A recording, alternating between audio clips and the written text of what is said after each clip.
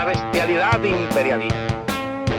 Bestialidad que no tiene una frontera determinada ni pertenece a un país determinado. What kind of democracy is that? What kind of freedom is that? Isto é a doutrina liberal. É a doutrina que o mercado e a democracia vão juntos, são inseparáveis. Isto é uma praga. Pues la utopía sirve para eso, para caminar. Saudações, pessoas! Sejam bem-vindos a mais um episódio do Vira Casacas Podcast. Gabriel Divan, então é Natal. Então é Natal, cara. O que você fez? Essa é a pergunta. Olha, eu fiz tanta coisa, mas tanta coisa. Eu não entendo quem diz assim, nossa, o ano passou voando, né? Meu, olha tudo que cabe dentro de um ano e tudo que aconteceu, e tem coisas que tu nem lembra, tu pensa que é de 10 anos atrás ainda é desse. Então não tem essa história de o ano passou voando, não. Ele passou merecidamente no tempo que o nosso corpo virtualmente consegue. Verdade, cara. Mas foi um ano bom, bom ano. Gabriel, se tu tivesse que fazer um pedido de Natal para os ouvintes do Vira Casacas, um só, não dois, um pedido. Olha, querido ouvinte, nós aqui no Rio Grande do Sul e em várias regiões do Brasil aconteceu o mesmo, a gente quase ficou nas barbas de passar um Natal com frio e neve, que nem nos filmes. Sabe o filme? O Macaulay Culkin, né, indo no supermercado, pessoa varrendo, né, a neve da frente de casa, trenó, né, pessoa que não ia chegar no dia a tempo, mas chega. Então, você pode transformar o Natal do Vira Casacas num Natal de filme da sessão da tarde, ou até mesmo algum filme um pouquinho mais, com um pouco mais de ação, da tela quente, né? Mas o final é feliz. Você pode fazer isso, apesar de que, ainda bem, né, a catástrofe climática não é tamanha, nós não estamos aqui sob neve, está um calorão de novo, como só ia acontecer nesse período, mas você pode transformar o filme da vida deste podcast, que já está há quase 10 anos acompanhando você sem falhas e sem falta, esses dias, né, entre parênteses, Felipe Abal, fizeram uma piada esses dias, né, falaram assim, porque agora os podcasts entram em recesso, né, né, o Vira Casacas não entra em recesso, o Vira Casacas está sempre com você, nunca te abandonou, não foi no meio de uma pandemia global que o Vira Casacas te abandonou, não é agora no final do ano que ele vai te abandonar. Então, quer fazer a vida do Vira Casacas se transformar em um final feliz digno de um conto de fadas, de uma coisa bonita, quer manter o Vira Casacas firme e forte, então você pode fazer uma coisa muito simples, não requer grandes esforços, não requer grandes milagres, não precisa ganhar na loteria, que nem o Samir, que vai aposentar todo mundo, ele prometeu, hein? Eu pedi só 20 mil pra ele falou que 20 mil é o vinho que nós vamos tomar, tá? Então, assim, ó, não precisa atacar de Samir, basta que você colabore com R$5 mensais. Vou falar de novo, tá? R$5. Uma vez por mês você paga R$5, aí no outro mês você paga mais 5. Soma tudo isso, dá R$60 no ano todo. Você paga 5 por vez e ajuda o Vira Casacas a continuar, a persistir, a resistir. Aqui é o verdadeiro lugar da resistência, tá? Porque a gente não larga o osso. Então, você, além de espalhar a palavra, além de compartilhar o Vira Casacas, além de curtir a gente nos agregadores, nos players e tudo mais, além de dar visualização para nós, quer deixar o computador ligado para botar uma coisa a carregar no USB? Deixa um play lá no Vira Casacas tocando. Quer fazer alguma coisa para te dar uma companhia sonora enquanto você dorme? Se é daqueles que só dorme com alguma coisa fazendo barulho do lado, então dá um play no Vira Casacas, dá um play em toda a playlist do Vira Casacas. Faz isso tudo para ajudar o Vira Casacas, mas mais importante e mais fundamental precisamos pagar as nossas contas, porque assim como os Lannisters, o Vira Casacas sempre paga suas contas, a gente precisa pagar as pessoas que trabalham conosco, que fazem esse podcast ser tão qualificado, e a gente precisa desse suporte. Então, por favor, vai lá em apoia.se/viracasacas ou em orelo.cc ou faz o Pix. O Pix é nosso, Felipe. O Pix é do Brasil. Faz um Pix recorrente. R$5 mensais. Bota na agendinha lá. Saiu, você nem sentiu, porque aqui a gente não dá mordida maior do que a cara, e aí você deixa para viracasacaspodcast@gmail.com a contribuição. Eu não sei mais o que dizer, né? Eggnogs and so Merry Christmas, enfim, Merry Chimas, né? A felicidade não se compra, mas você pode ajudar o Vira-Casaca. Felicidade não se compra. Aliás, né, fazendo um paralelo com esse filme que tanto gostamos, né? Você imagina assim, ó, o que seria a sua vida sem o Vira-Casacas? O que você deixaria de saber, as vezes que você deixou de rir, se emocionar, as coisas que você deixou de absorver? Porra, o Vira-Casacas ajudou. Vira-Casacas ajudou muita gente nos manda mensagem dizendo assim, vocês nos ajudaram num momento difícil, vocês foram meus companheiros, então é isso, cara, tá na hora da gente fazer uma corrente do bem aí. Por favor, colabore com projetos, com podcasts e coisas similares que estão aí sempre ao seu lado. Se o Vira-Casacas for ele ou for um deles, a gente agradece demais. A gente não faz recesso, não faz férias, no máximo a gente faz um rodízio, né, Gabriel? No máximo, né, aquele famoso rodízio. Gabriel tira uma semana, depois tira uma semana, né? Mas parar não. É o que um comentarista de NBA diria que o nosso time, a nossa franquia tem um banco profundo. Ui. É que tem muita gente boa, entendeu? Assim, ó. Entendi, tá. Tá bom. Inclusive, tá aqui, né, o Pontinho. Vamos conversar com ele. Vamos conversar com ele aí, faz tempo que eu não falo com ele aí. Gabriel Divan! Opa, alegria! Dia 46 de dezembro de 2024, ainda estamos pagando parcelado o ano anterior, mas estamos aí, né? Vira-Casacas não para, não faz recesso, não tem conversa, não deixa você na mão e deixa a gente muito louco. É isso aí! Quem está de volta é Fabrício Pontinho. Amizade, Fabrício Pontinho. Amizade, Abaleto, amizade, Gabriel Divan. É sempre um prazer estar aí com os guris no Vira. Como é que vocês estão, guris? Tudo certo? Ó, só um pouquinho, tu fica falando essa coisa da amizade, me lembra daquele meme, assim, que as meninas colocam nas redes. Eu também. Né? Duas personagens que são evidentemente um proto-casal, assim. Fulano e sua amiga foram no bosque no episódio de hoje. Aí eles botam assim, amizade, as duas se pegando pra caralho. Assim. Eu gosto muito daquele meme. Excelente. E tem também aquele que é briga, união. Aí os bonequinhos estão se abraçando ou estão se repelindo. Mas é isso aí, amizade. Mas, Fabrício, a gente não veio aqui pra falar de amizade, na verdade. Como não? Calma aí, vocês não me chamaram porque vocês gostam de mim?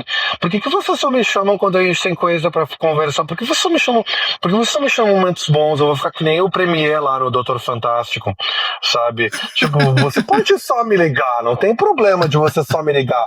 Quer dizer que você não me liga quando você tem coisas normais pra me dizer, Bal? É impossível vir o Fabrício Pontinho e não ter menção ao Doctor Strange. Doutor Fantástico, impossível. Sempre tem que ter uma menção a Kubrick. Ele tá com esse óculos, ele parece o Peter Sellers. Pô, mas eu chamei ele pra comer X esses dias, né? Então, amizade. Não, friendship é outra coisa. Nós estamos falando de amizade. Estamos aqui com o Peter Sellers para falar sobre a sala da guerra. É isso? Meu Deus.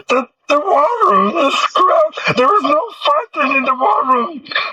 A gente acabou de perder 350 ouvintes que disseram, não vou continuar, você não vai sair nada de bom. Mas a gente ganhou os que importam, a gente ganhou os que estão com a gente de verdade, na hora boa e na hora ruim, entendeu, Felipito? Perfeito. Mas é isso aí, o Gabriel Divan estava falando, então, né, que a gente veio falar de conflitos, né, Fabrício Pontinho? Nossa linha inicial vai ser falar um pouquinho. Fabrício, me diz o seguinte, ó. Os caras foram para os Estados Unidos, eles falaram mal do Lula, o Lula é comunista, o Lula é horrível para os Estados Unidos, ele era amigo do Biden, Magnitsky no Alexandre de Moraes, por causa que ele era um juiz autoritário, terrível, e daí ficou lá aquelas duas figuras patéticas, né, de Paulo Figueiredo e Eduardo Bolsonaro, dizendo que iam conseguir mais ainda para os outros. E de uma hora para outra simplesmente desapareceu, assim, eu acordei, olhei nas notícias, assim, e tiraram, não existe mais esse troço assim, de Magnitsky, não se preocupem, tá tudo certo, fizemos as pazes. Que é isso aí, Fabrício Pontin? Isso é assim, ó, o Lula é o cara, como já teria dito outro presidente dos Estados Unidos? Não é só isso. Eu acho que a gente, e na realidade eu acho que a gente comete um erro às vezes quando a gente fala dessas coisas em termos de política externa brasileira, né? Que é personalizar na figura do presidente. Eu acho que a gente tem que reconhecer que nós temos um time de política externa no Ministério das Relações Exteriores, no Itamaraty, que é um time fenomenal. Tá? A diplomacia brasileira, historicamente, é uma diplomacia muito boa, é uma diplomacia que sabe como fazer as articulações com os governos, com os estados, políticas, né? Sabe ler o cenário. Eu acho que uma coisa que todas as vezes que a gente conversou sobre esse rolê, tanto da tarifaço quanto da lei Magnitsky, eu dizia pro pessoal, olha, é muito importante não panicar, né? Porque se você entra em pânico, você fala coisas erradas, você age estrategicamente de uma forma super inadequada, né? Então, a gente tem que botar na cabeça que a diplomacia brasileira é uma diplomacia super profissional, super qualificada, e é uma diplomacia, muitas vezes, eu diria... Tem um pouco de ranço de usar essa palavra, mas ela não é uma diplomacia ligada ao governo, ela é uma diplomacia de Estado.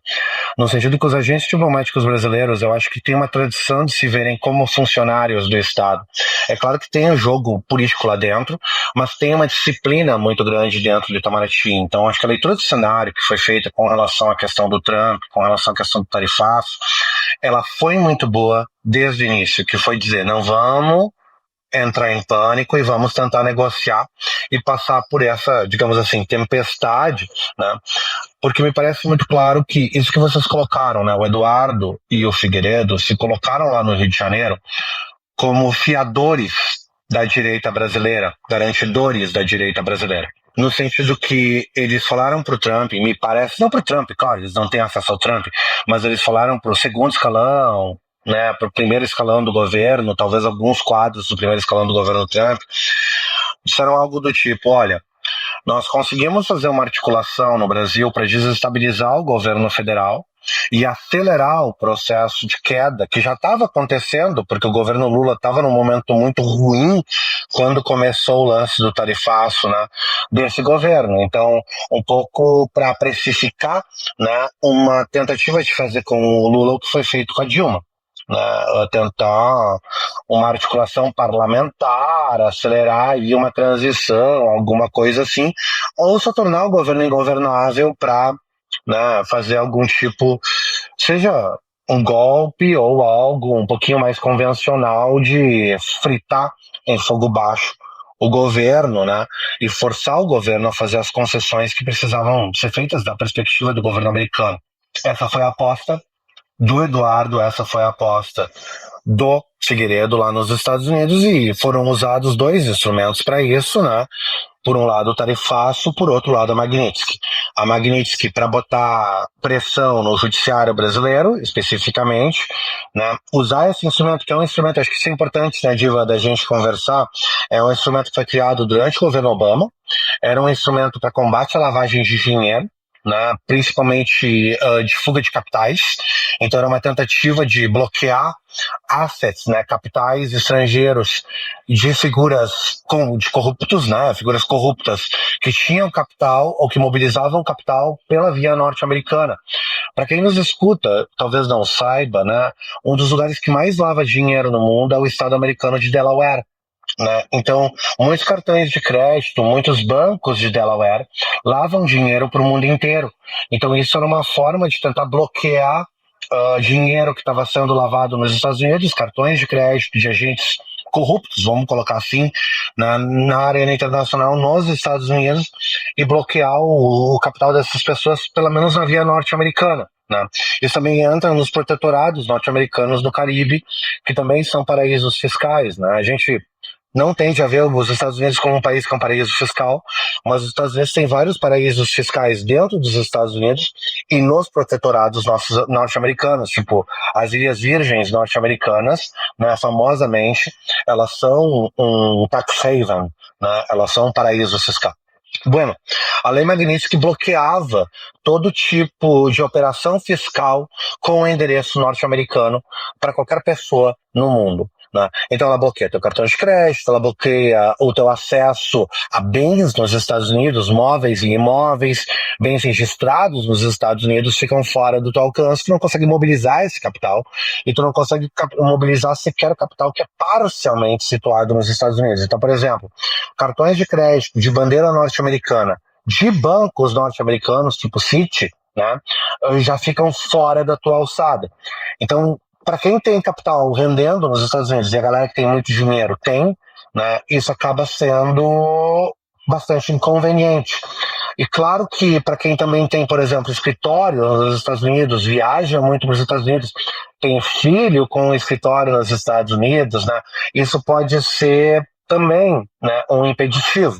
Então, a tentativa com isso foi tirar um pouco da autonomia fiscal, né, de membros do nosso judiciário, mas foi um aviso, tipo, ó, a gente pode fazer isso com vocês, né? Então é uma forma de queimar um pouco essas pessoas, né, atingir os interesses dessas pessoas. Bueno, então essa foi a pressão feita no judiciário. Por que a Magnitsky foi aplicada para o judiciário?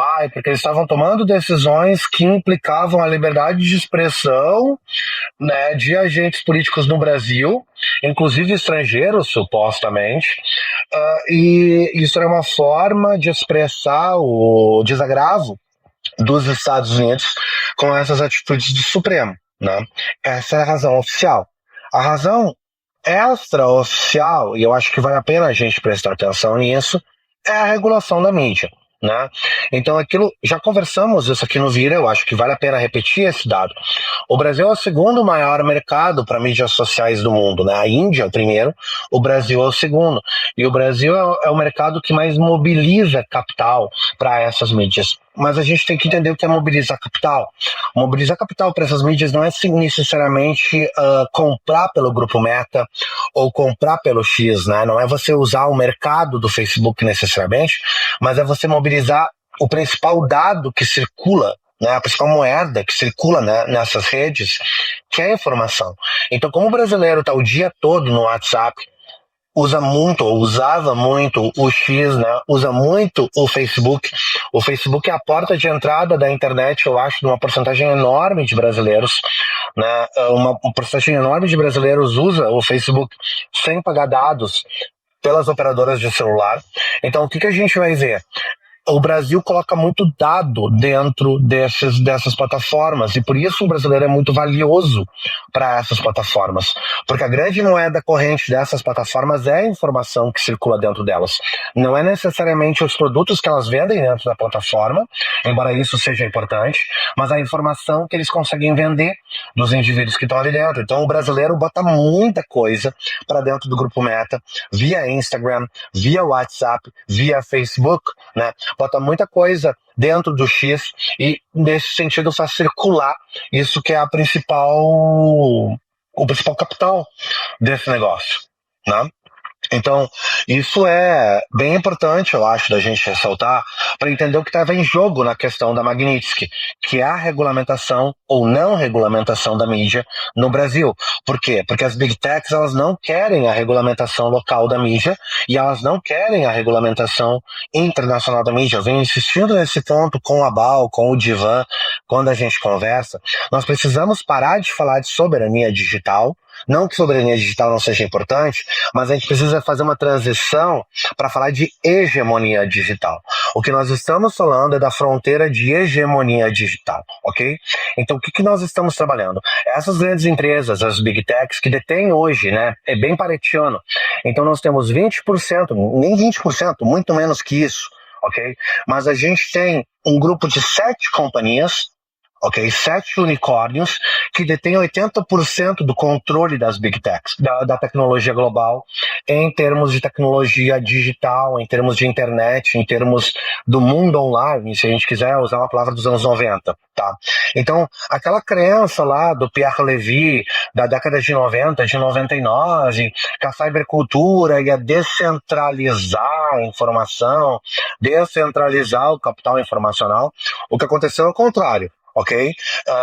O mundo digital centralizou de forma muito radical, muito mais radical do que a gente tem desde os anos 10, eu quero dizer 1910, ok? Do primeiro momento de antitrust, de leis antitrust para a mídia, né? A gente tem um segundo momento agora, onde a mídia está totalmente concentrada na mão de 7 ou 8 autores globalmente, e isso não é um exagero, são 7 ou 8 autores mesmo. Tá? Então, isso é importante porque isso é a fronteira da hegemonia digital. Onde estão esses atores e com quais governos eles trabalham, a gente pode reduzir isso a 2 governos atualmente, o governo norte-americano e o governo chinês. Esses são os 2 governos que têm a intersecção, né, com esses 8 atores, né, no caso a China, a gente designando a China como bloco detentor informacional de muita coisa, né, através desses novos grupos aí que vêm surgindo a partir da China. Então tem muito capital informacional na mão de 8 atores. Isso é hegemonia digital. Esses grupos não querem regulação global, não querem regulação local. Esses grupos querem autorregulação. E é esse o instrumento de pressão da Lei Magnitsky. Okay? Então, a Lei Magnitsky hoje serve no Brasil para pressionar para a questão da regulamentação da mídia. Qualquer outra discussão que pegue pelo lado de liberdade de expressão, que pegue pelo lado de liberdade política, que pegue pelo lado até do próprio Bolsonaro, ok? Tá míope. Não é isso que está em jogo. Todos esses outros avatares, eles são moedas de barganha e moedas discursivas para racionalizar a operação da Magnitsky em nível local, em nível Brasil. Então, as pessoas que estão representando os interesses norte-americanos no Brasil, ou desses grupos, né, no Brasil, elas vão falar de liberdade de expressão, tá? Vão falar de preocupação com excesso de jurisdição, qualquer coisa desse tipo, mas de verdade o que está em jogo é autorregulamentação. Essa é a palavra-chave aqui, ok? Os grupos digitais querem fazer autorregulamentação. Não é que eles não querem regulamentar a informação. Gurizada, eu acho que isso também é importante dizer. Todos esses grupos regulamentam a informação pra cacete. Todos eles interferem no algoritmo. O business deles é interferir no algoritmo. O business deles é fazer o Instagram te botar o conteúdo que o Instagram quer te vender. Né? Não tem essa que esse algoritmo não é afetado, é claro que ele é. Né? O que eles não querem é perder a autonomia de fazer isso, porque é justamente isso que eles querem vender globalmente.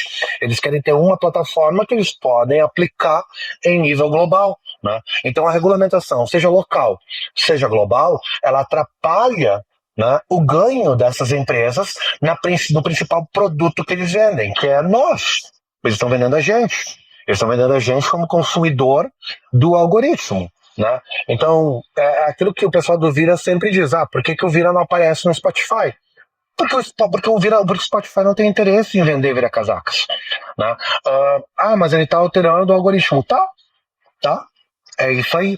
Né? E o que eles não querem é ter que se submeter a legislações locais que vão forçar eles a adaptar o algoritmo localmente, porque isso atrapalha o business. Né? Isso atrapalha o modelo de negócio dessas empresas e como elas fazem, num certo sentido, aqui para lavar informação. Mas essa discussão da lavagem de informação é um Vira inteiro. Tá? É outro rolê. Bueno, com isso em mente, vamos conversar sobre a Magnitsky. Vamos conversar sobre o tarifaço. O tarifaço está em outro nível, mas também foi algo muito bem negociado pelo Brasil, né? Onde é que estava o nível do tarifaço? Botar pressão inflacionária na economia brasileira, né? Para pressionar o governo brasileiro. Esse era o ponto 1. O ponto 2 era os efeitos americanos. Qual é o efeito americano? O efeito americano é, o Trump quer chegar para o eleitorado dele e dizer, olha, papai aqui está trabalhando por você, né? Trabalhador do setor primário no Midwest que votou no papai Trump porque está irritado com a globalização. E como é que o Trump faz isso? O Trump faz isso renegociando modelos de tarifa. Ele fez isso com a Europa, ele fez isso com a China, né? Só que é uma negociação totalmente para inglês ver. E aí é onde a gente não pode panicar. E que era o que eu dizia, olha só, tem que ver o que foi feito com a Europa, tem que ver o que foi feito com a China. Por quê? Porque nos 2 casos o que o Trump fez foi, ele botou um terror, tentou criar movimentos inflacionários na Europa, Na China não faz tanto sentido falar assim, mas tentou botar uma pressão na China com relação à questão das tarifas. O que os diplomatas desses países fizeram? Bateram na porta do Trump e entenderam, o Trump é uma porra de uma criança. Como assim? O que o Trump precisa? O Trump precisa de uma resposta que vai permitir para o Trump chegar para o eleitorado dele e dizer: eu fiz uma grande negociação, papai aqui é um grande negociador, e fiz uma grande nova negociação. Se a negociação é pior ou igual ao que tinha antes, não importa. O que importa é o Trump poder dizer: temos um novo modelo. Por quê? Porque ele vai confiar que o eleitor dele não tá cagando, entende? Para a parte substantiva. Ele vai acreditar que foi feita uma nova negociação. Ele vai ter visto barulho e vai ver um novo acordo e vai ver isso na porta do mercado com relação aos preços que estavam aumentando e que voltam a normalizar. Caso brasileiro, aconteceu fundamentalmente a mesma coisa. O que o Brasil conseguiu fazer? O Brasil conseguiu, através da articulação lá na Conferência da ONU, de dizer para o Trump: olha só, em primeiro lugar, nós não vamos cagar, nós não vamos recuar. Então não adianta tratar a gente como se a gente fosse abrir, nós não vamos abrir tudo.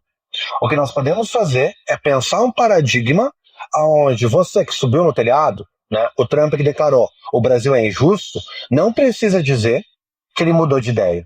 E sim, nós vamos renegociar as tarifas. Mas o que é essa renegociação? Ela, na maior parte dos casos, é uma volta ao status anterior. Só que ela está sendo emoldurada como uma nova renegociação pelo Trump. Então o Trump está conseguindo fazer a renegociação aqui na questão da tarifa, né, parar o movimento inflacionário que estava ocorrendo nos Estados Unidos, e o Brasil está dando uma saída para o Trump, quer dizer, nós estamos negociando. Né? Não é um retorno, não é uma normalização, uma renegociação. Fabrício, mas de fato vai ser uma normalização. Beleza, cara, mas você não quer dizer isso. O Trump nunca vai dizer que ele perdeu a negociação aqui. Na Magnitsky, guris, me parece que a gente está olhando para algo mais complexo. Eu acho que com relação à Magnitsky, a desistência da Magnitsky, ela tem a ver com dois fatores. Um relaxamento, e eu acho que isso já está rolando, da regulamentação da mídia digital no Brasil, ok? E a questão da Venezuela. Eu acho que essas duas questões estão entrando dentro da negociação com a Magnitsky. Então me parece que com relação à Magnitsky, o Brasil vai pegar em duas vias para oferecer algo para os Estados Unidos por o relaxamento da Magnitsky. Tá? Me parece que as duas vias são: os Estados Unidos precisa do Brasil na questão da Venezuela, ok? Precisa. Não vai conseguir fazer muita coisa com relação à Venezuela sem a Magnitsky, tá? E junto com isso tem a ver com a questão de uma espécie de recuo do Brasil sobre a legislação, o marco digital, né? Então, o marco digital no Brasil, provavelmente nós vamos começar a ver algum relaxamento em algumas das discussões sobre isso. Então, me parece que quando a gente fala da questão da Magnitsky, a gente está falando sobre isso também, tá? Vocês lembram, Boris, que eu falei isso para vocês algumas vezes aqui em lives, em programas. Eu sempre dizia, olha só, não é impossível que o Trump e o Lula se deem bem. Uhum. Nunca me pareceu algo impossível que se aquelas duas cobras se encontrassem, pudesse dar bom. Primeiro porque o Lula é um cara que entende muito dessa política corpo a corpo. Tu pode dizer o que tu quiser do Lula, menos que ele não entende do corpo a corpo na política. Ele entende disso, ele é um cara de sindicato, ele trabalhava com o patrão lá na década de 70. Ele sabe falar com um cara como o Trump, e ele apelou pro Trump na vaidade, de dizer pro Trump, pô, Trump, nós estamos muito bem. Né? E eu acho que isso também ele foi muito bem orientado. Né? Ele já tem bons instintos, mas ele também foi muito bem orientado nessa jogada. Isso significa que os Estados Unidos, de uma hora para outra, perdeu o interesse e vai largar a mão dos bolsonaros? Eu não sei se é essa a leitura que a gente tem que fazer, tá? Mas, daí entra a burrice do Eduardo. O Eduardo parece me ter brigado com as duas coisas que ele não podia brigar. Com os financiadores dele, então ele brigou com os financiadores, né? Quem é que foi o grupo mais afetado pelo tarifaço? Quem é mais afetado pelo tarifaço é justamente o grupo que financia o bolsonarismo. Então essa galera não deve ter ficado nem um pouquinho feliz com isso. Uns tempos atrás eu participei de um debate, tá, na RPF, gurizada, com um cara da Fiergs, camarada que era gerente de exportação e importação a Fiergs, um cara forte. Pô, essa galera é qualquer coisa menos petista, né? Vamos combinar.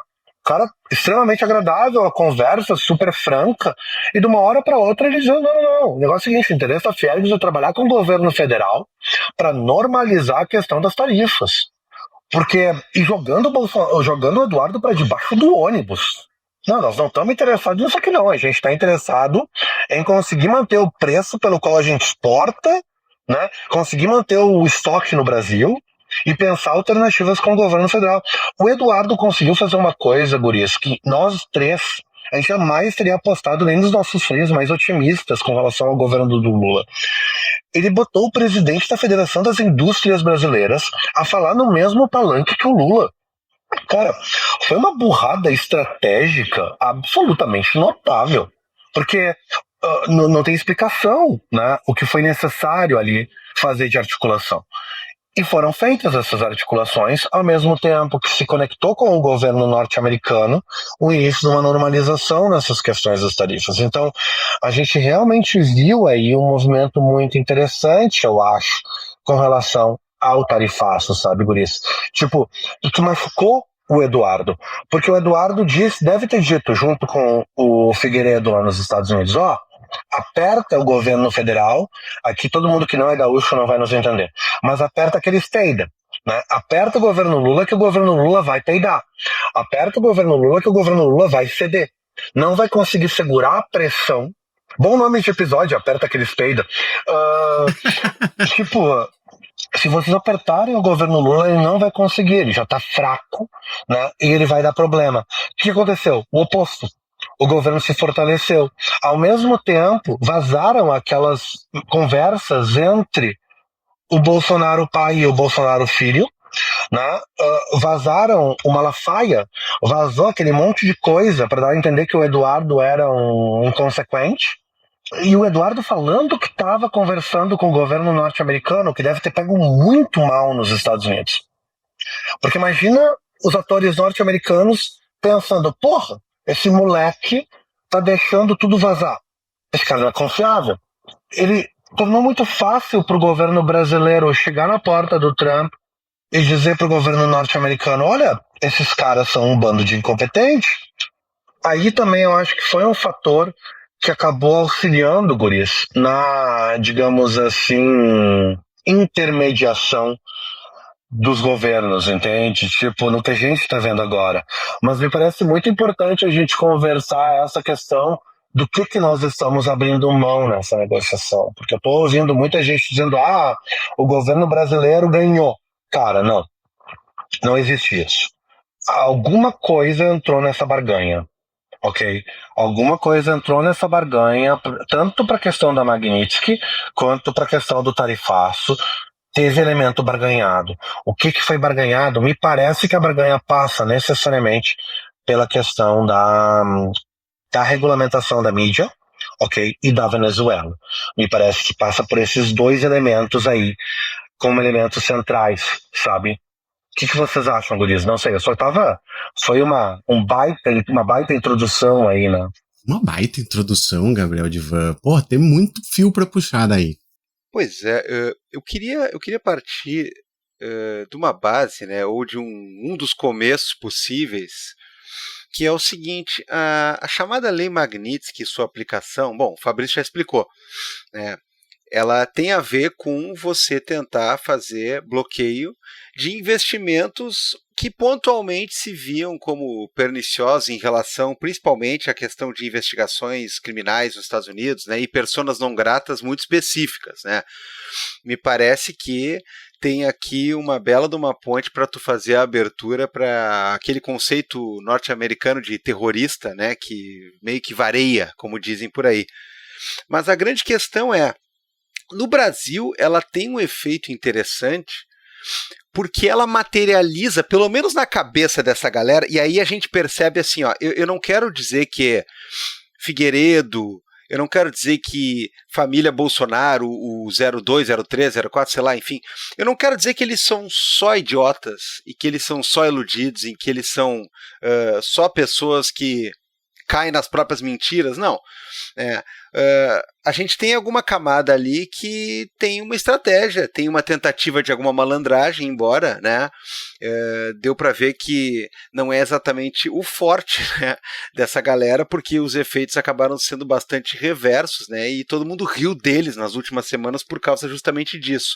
Agora, que tem um componente aí meio psicológico interessante de ser estudado, tem, porque a grande questão que essa galera está desde lá da eleição do Lula querendo emplacar e querendo acreditar é que existe uma possibilidade de uma força superior. Talvez o Abal nos ajude aí com a questão psicanalítica, né? Existe uma possibilidade de pensar uma entidade ou um pai ou alguma instância transcendental que faça com que as coisas se normalizem na cabeça deles. É as Forças Armadas que vão tomar o poder, é alguma outra força ou um comando Delta, um conluio, né, de vários atores aí que daqui a 72 horas vai agir. Para alguns em Porto Alegre são os alienígenas que vão responder a código Morse com o celular piscando, né? Como é que é? Yahvé, o nome de Deus, Yahweh, enfim. Desde aquela época existe a crença, ou existe uma espécie de leitmotiv, que é alguém vai simplesmente vir e cortar as asinhas do Lula de fora para dentro. E isso aí se materializa muito, muito com a questão do Trump 2, né, do Trump 47, justamente porque parece que ele é o cara que está interessadíssimo em fazer isso. E aí uma coisa que o Fabrício coloca eu acho importante, porque assim, o Trump não é esse amiguinho todo do Bolsonaro, ele não se preocupa com o Bolsonaro, mas ele também não é esse cara que achou assim, como o Lula é bonito, né, vou cortar tudo aqui. Não, só um pouquinho, não é nenhum nem outro, tá? Para a tristeza dos bolsonaristas, ele está cagando se o cara tá de tornozeleira, se ele roeu a tornozeleira, se ele não tá. Agora, para a tristeza de alguns lulistas mais, digamos assim, enfáticos, mais ufanistas, ele também não é simplesmente um cara que se encantou com o Lula mediante uma pegada de braço numa conversa, num corredor da ONU e disse assim, olha, pensando bem, esse cara é um gênio, eu vou com ele e, enfim, né, tá resolvido. Não é isso, cara. Obviamente não é isso. Não é isso, e se tratando de governo dos Estados Unidos, de presidência americana, de escalões da política americana e de Donald Trump. Agora, a Lei Magnitsky, ela materializava uma possibilidade que era o sonho dourado desses caras, porque parece que tu tem um instrumento legal e aí tu faz aquela dobradinha deles, né, de poder imperial misturado com 4 linhas ou coisa parecida, porque tu supostamente tem uma lei que autoriza o presidente americano mandar nos outros países. Claro, num âmbito muito restrito, num âmbito muito exclusivo, num âmbito que tem a ver com a questão econômica, fiscal e policial, assim dizer, americana, mas de certa forma tem. E aí todo mundo vibrou, os caras lá ficaram em êxtase, né? Olha aqui, estão bloqueadas as contas, eles não podem fazer aquilo, não podem usar cartão de crédito da bandeira deles, e aquele apartamento lá que o Barroso comprou em Miami, não sei o quê, tralalá. Então assim como a gente está vendo agora o discurso do Trump em relação à Venezuela, que é simplesmente uma coisa sem rodeios, não é nada do tipo assim, armas de destruição em massa, defender a democracia. Que a questão é o seguinte, nós temos um petróleo aí, tá? Como assim nós temos? O petróleo aqui é nosso. Não, o petróleo é americano, e aí ele tenta fazer uma fumaceira por A mais B, dizendo que a Venezuela usurpou, né, um petróleo que seria americano, então eles vão lá e vão invadir, e vão dar ultimato e tudo mais. Assim como está acontecendo ali, o pessoal aqui achou o seguinte, olha, agora sim Trump está conosco, tanto é que a reação em relação a esse tipo de coisa é algo que a gente pode aproveitar para o nosso lado, mas, reitero mais uma vez, junto com o Fabrício, sem cair na armadilha de Trump se dobrou a Lula, Trump é nosso agora, né? Tá tudo bem, obrigado. Não, mas que nós podemos aproveitar, nós podemos, porque as pessoas realmente elas estão muito confusas, e o grande discurso que o cara vê a partir das redes bolsonaristas e tudo mais é de que o Trump arregou, o Trump nos traiu, o Trump não sei o que. Cara, a Magnitsky, ela poderia por si só ser estudada, né?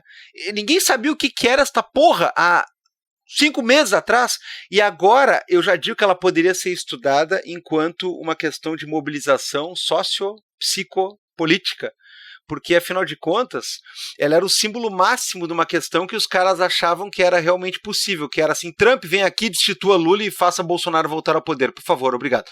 Né? E, cara, não é nem perto disso.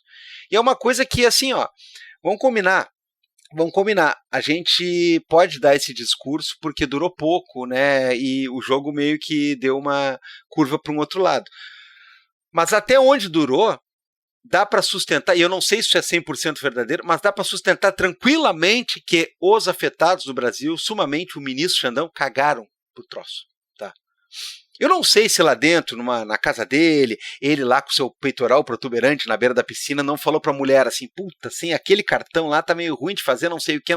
Agora, pra efeito geral, cagaram pro troço. Então, assim, é uma demonstração interessante de força que precisa ser aproveitada do jeito certo, sem maluquice, sem ilusão. Não vamos cair na mesma ilusão que eles, né? Os caras realmente achavam que eles estavam basicamente na cúpula do poder executivo americano. Eles tinham realmente muitos acessos, não vamos por questão de brio, não dizer que eles não tiveram grandes acessos, porque tiveram. Os caras conseguiram articular muita coisa, né? Agora, eles não tinham o poder de mandar e de chegar no ouvidinho dos caras como eles achavam ou queriam fazer a sua fanbase achar que eles tinham. De certa maneira, foi uma decepção, foi uma derrota, sim. Agora temos que saber como é que nós vamos aproveitar isso aí. Porque, assim, com o Donald Trump, eu não preciso explicar para vocês dois, né? Nada tá tranquilo. Tanto é que o cara simplesmente está de um lado, aí uma hora para outra começa a falar bem do Lula e mês que vem começa a falar mal também. E é assim que funciona. Exatamente. E é assim mesmo, né? Então não dá pra pensar que o que quer que tenha sido ganho do Lula agora é personalíssimo, assim, tipo, não tem mais jeito, ele vai... Não, cara. É barganha. A política do Trump é uma política de barganha a céu aberto, né? E ele gosta de fazer esse jogo. Então, eu tô bem interessado nessa questão que supostamente vai ter um encontro, né, do Trump com o Lula logo, que eles estão articulando esse encontro. Acho que vai ser interessante ver os movimentos desse encontro, onde vai ser e, sobretudo, como vai estar a questão da Venezuela nessa brincadeira. Porque, só mais uma coisinha que é importante. A gente não pode cair no ufanismo, né, na torcida organizada inconsequente, mas a gente tem que celebrar algumas coisas também.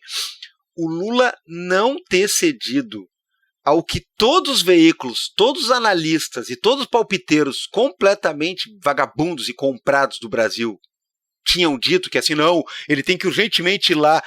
O Trump fez uma rodada onde ele reuniu no Salão da Casa Branca alguns grandes líderes de grandes países para simplesmente fazer um stand-up comedy humilhando os caras. E o Lula não foi.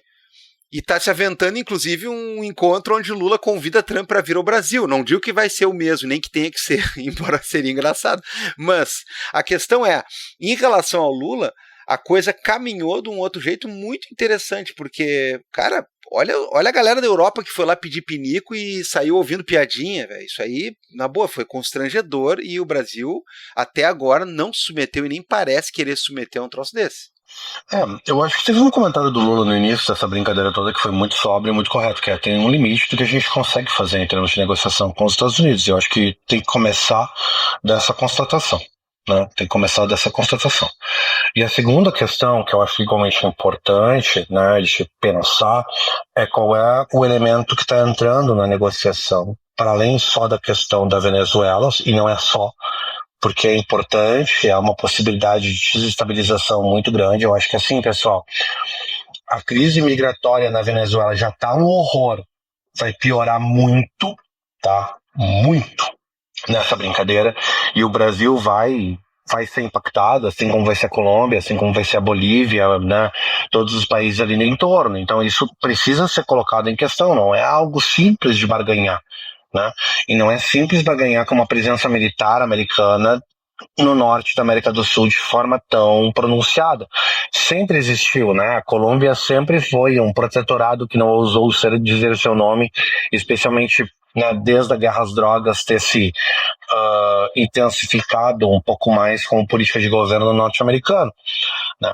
E se a gente for olhar parte da justificativa para a intervenção na Venezuela, é chamar a Venezuela de um narco-estado. Você para essa justificativa. Então, essa questão do petróleo, por exemplo, para essa justificativa na questão do petróleo, pelo menos a racionalização, né, pessoal? Então, aquilo que o Diva disse. Então, a racionalização rolando. Qual é a racionalização? O petróleo venezuelano é um dos instrumentos através da qual o governo venezuelano lava dinheiro de droga, né? Porque é um narco-estado. Então, está matando norte-americanos e é por isso que é legítimo para os Estados Unidos interferir nisso aí.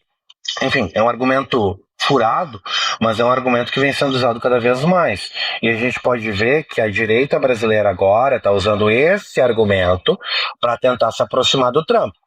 Então, a gente viu lá o Whitson não, né? Não é mais o Whitson há muito tempo, mas o governador do Rio de Janeiro, né, mobilizando isso, dizendo, se os Estados Unidos quiser fazer operações aí em conjunto com a polícia militar aqui, estamos na atividade, podemos ver como fazer isso. Só que me parece, mais uma vez, que o governo brasileiro está querendo dar um curto-circuito nos estados e tentando protagonizar isso através dessa negociação. Então, a gente tem que ver o que vai ser feito no Brasil com relação a isso. A lei antiterrorismo, eu acho que o Divan é melhor que eu para falar sobre isso, já deixa muita via aberta aí para o uso dessa questão, né? Por mais que o governo brasileiro, nesse momento, não queira dizer, ou não queira igualar, porque essa é a briga dos Estados Unidos. Os Estados Unidos quer que todos os grupos que trabalham, facções que trabalham com drogas, sejam designadas como grupos terroristas, né? E já está rolando essa pressão no governo brasileiro para colocar o PCC, o Comando Vermelho, como grupos terroristas, né? Só que isso, do ponto de vista norte-americano, justifica a intervenção preemptiva, né? Que é o que está acontecendo no contexto da Venezuela. De novo, não estou dizendo que nada disso é verdade para quem está nos ouvindo. Eu só estou dizendo que essa é a racionalização. Quando o governo do Rio de Janeiro e o governo de São Paulo começam a dizer com simpatia, né, a ver com simpatia isso, eles colocam o governo brasileiro numa saia justa. Por quê? Porque eles aumentam o poder de barganha do governo norte-americano nessa pauta específica. Porque o governo norte-americano pode negociar diretamente com os estados. Mas não pode, os estados não têm autonomia para isso no Brasil. Cara, tudo bem, mas olha só, vamos ser realistas, né? Então, abre uma via aqui que é uma via, digamos, de perturbação para a relação do governo brasileiro com o governo norte-americano. Por outro lado, abre uma via de barganha. A via de barganha então vocês não ganham tudo com relação a essa designação dos membros de grupos de tráfico de drogas como terroristas, mas vamos ganhar alguma coisa nisso. Como eu disse para vocês, guris, eu tô curioso para ver o que entra. Essa é uma outra pauta, porque me parece que a via que a gente vai conseguir ver a oposição trabalhando contra o Lula ano que vem, vai ser na via da segurança pública, entende? Me parece muito claro, por exemplo, que a operação que ocorreu foi no Rio de Janeiro, né? Que aquela operação no Rio de Janeiro mudou, ela deu uma animada na oposição no Brasil. E ela dá uma via também para a oposição no Brasil conversar com o governo norte-americano. Então essa é uma outra via para prestar atenção ano que vem, né? Porque é uma via de atuação e de interesse norte-americano, inclusive de capital, de grana, né? Que a gente sabe disso. Os Estados Unidos adoram chamar os outros países de narco-estado, mas muitas vezes os Estados Unidos se comportam como um narco-estado no sentido que a CIA lava dinheiro com o combate à droga. Acho que isso não é conspiração, tá, gurizada? Isso acontece, isso é bem documentado. Então, o que a gente pode ver? Tem uma estratégia aí do ponto de vista dos Estados Unidos também, para aumentar a sua presença e, de novo, a sua hegemonia, que é a hegemonia de segurança no Sul. Esse último documento que o Rubio fez, né, e que o Trump declarou sobre a América Latina, gurizada, isso aí é doutrina Monroe 2.0, ok? Na veia. Então, está acontecendo uma coisa ruim, que é, por muitos anos, a nossa geração, e eu estou falando da nossa de nós três aqui, que tem 40 e chapeli, né, que tem 40 e chapéu. A nossa geração é uma geração que não viu os Estados Unidos com interesse na América Latina. O interesse dos Estados Unidos na América Latina para a nossa geração foi muito diminuto. Então, é a primeira vez em uns 30, 35 anos que a América Latina volta para o centro da política externa norte-americana. Isso não é necessariamente bom. né? Isso não é necessariamente bom. A América Central nunca saiu, tudo bem, né? O México nunca saiu, mas tinha tempo que não tinha documento do governo norte-americano, doutrinários de política externa, né? Colocando a América do Sul como uma prioridade geopolítica. Né?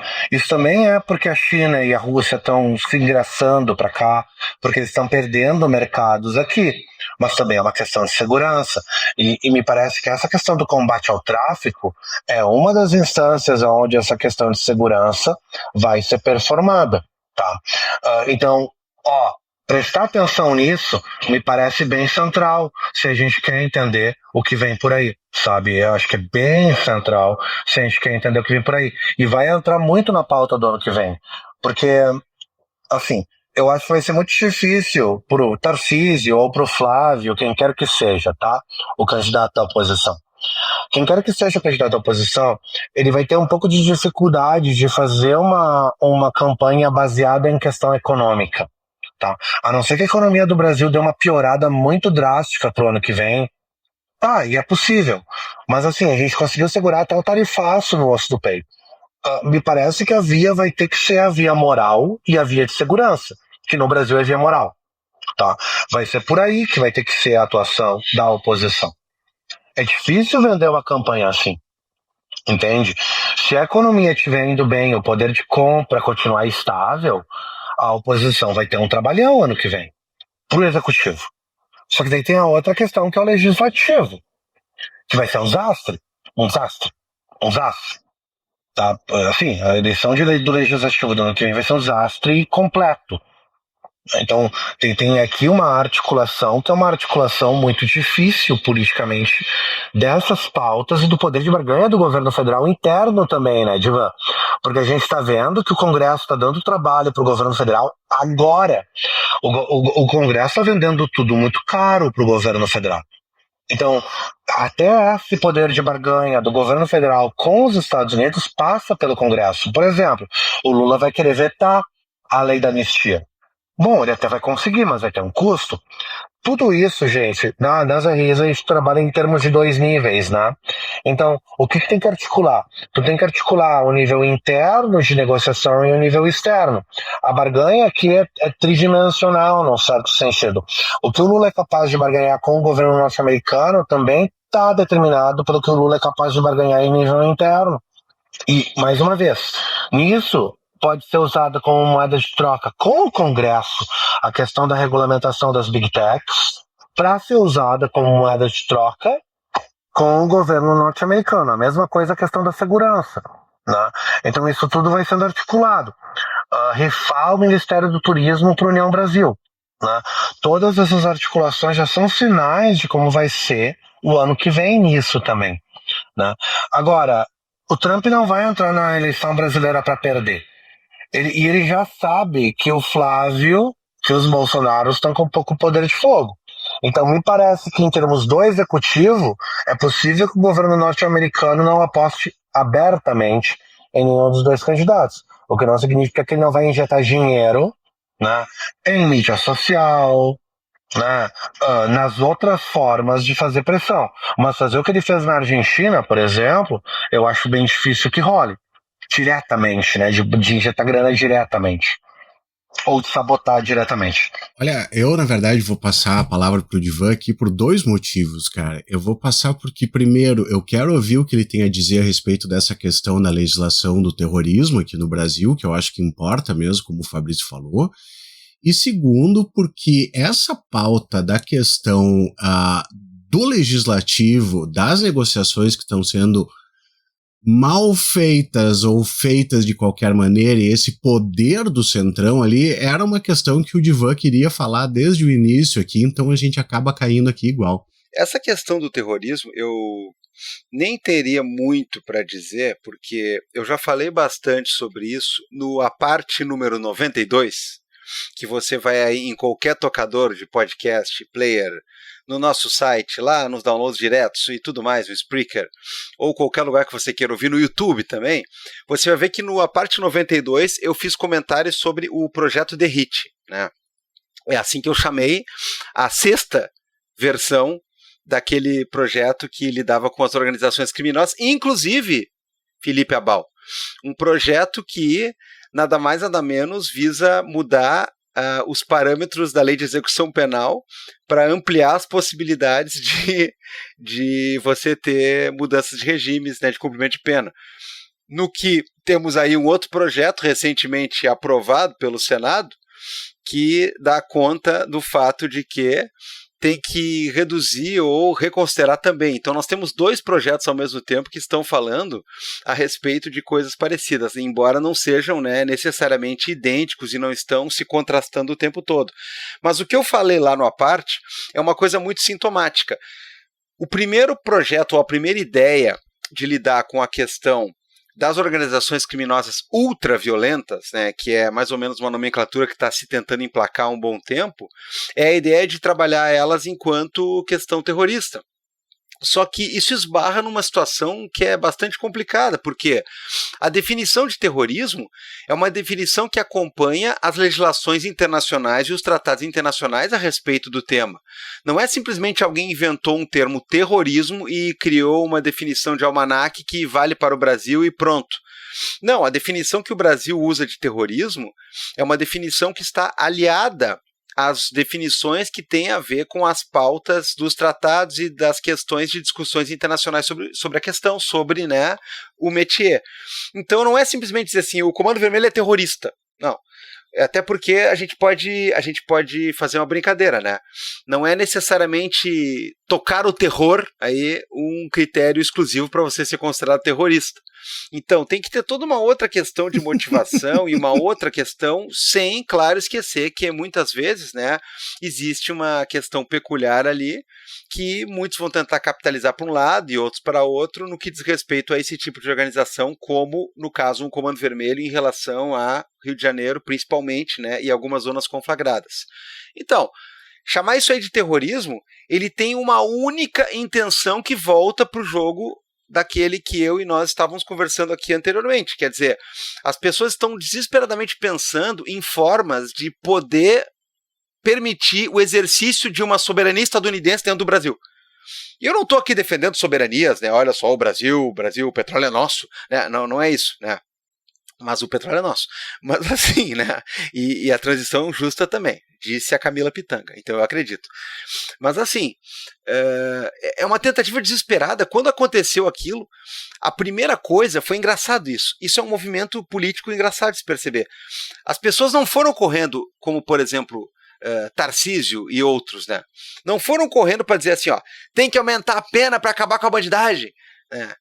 A pessoal falou tem que aumentar a pena para acabar com a bandidagem, mas o pessoal falou também tem que transformar isso aí em consideração terrorista. Aí começou aquelas declarações assim, ó, espero, e aí, meus amigos, né, tu vê quando o Brasil tá tão mal na foto, que um completo maluco e bobo alegre como o Eduardo Bolsonaro, ele fala certa vez que, graças a Deus, dentro de pouco tempo, teremos porta-aviões americanos para botar ordem no Brasil.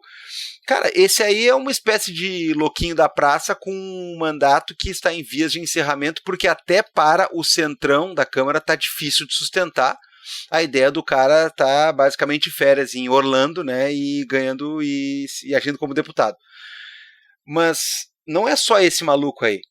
É gente como, por exemplo, o governador do estado de São Paulo, que vai para o parlamento federal fazer lobby e dizer assim, temos que botar isso aí como terrorismo para que os Estados Unidos possam intervir, sabe?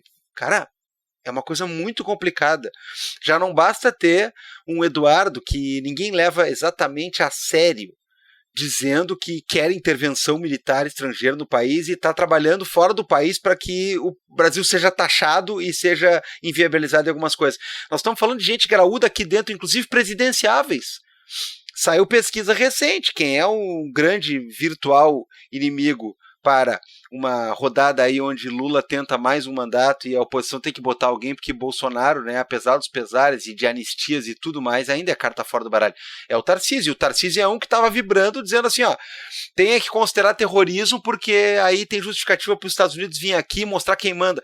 Cara, a doutrina Monroe 2, ela é muito louca, né, porque ela vem agora como, né, tragédia e farsa, ela vem agora com o apoio de muita gente, né, tem gente dizendo, a América para os americanos do norte, e você é da onde? Não, eu sou do Rio, e por acaso, sabe-se lá porque eu estou governando São Paulo.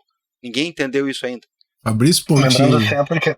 Não, eu ia brincar que lembrando sempre que a primeira doutrina Monroe também teve inimigo na trincheira, né? Isso é uma tradição. Inclusive, isso é muito engraçado, né? Quando a gente estuda a história do colonialismo, sempre tem as elites locais, né? Seguindo o canto da sereia. Eu acho que a questão agora, né, é que o que complexifica é o significante Estados Unidos enquanto significante político de mobilização. Então, tem também um pouco essa coisa que faz parte dessa direita brasileira agora, de abraçar a bandeira norte-americana e de ter esse fascínio por all things American, né, por tudo que é americano, e que, num certo sentido, também é mobilizado politicamente, né. A diferença, eu acho, aqui é que tanto da parte do Tarcísio quanto da parte de outros atores aí mais, sei lá, não quero usar a palavra tradicionais da política brasileira, mas o Tarcísio é um cara que está dentro do governo do PT, entende? Tipo, não é um cara que dá para dizer que tem um ranço ideológico, ele vai para onde o vento sopra, historicamente, né? Diferente, eu acho, um pouco do bolsonarismo hard nesse sentido. Mas eles estão usando essas plataformas, eu acho, Diva, também porque eles se veem sem alternativas pro ano que vem, do ponto de vista de como montar uma campanha pro-executivo, tá? Quero deixar isso bem claro. Pro legislativo a gente tá fudido e mal pago, não quero nem entrar no âmbito da discussão do legislativo, mas a discussão do executivo, né? Na discussão do executivo do ano que vem, não tô dizendo que vai ser uma eleição fácil, tá? Não existe mais eleição fácil, não tem mais essa. Né? Acabou a eleição fácil. O que a gente vai ter, especialmente reeleição. Reeleição tem sido um bicho muito difícil. Olha o que aconteceu no Chile. Né?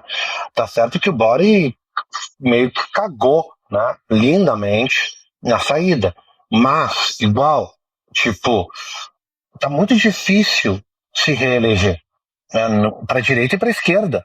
Tá muito difícil se reeleger. Então não acho que a eleição do Executivo do Brasil ano que vem vai ser fácil.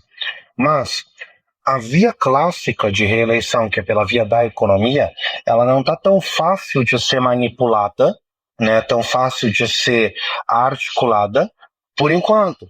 Porque tudo pode mudar muito rápido. Né? Eu não tô dizendo que a economia brasileira tá uma maravilha, mas assim, os dados não estão tão ruins assim. Né? Então, a via de aprovação ou desaprovação do governo vai ter que ser por outras vias.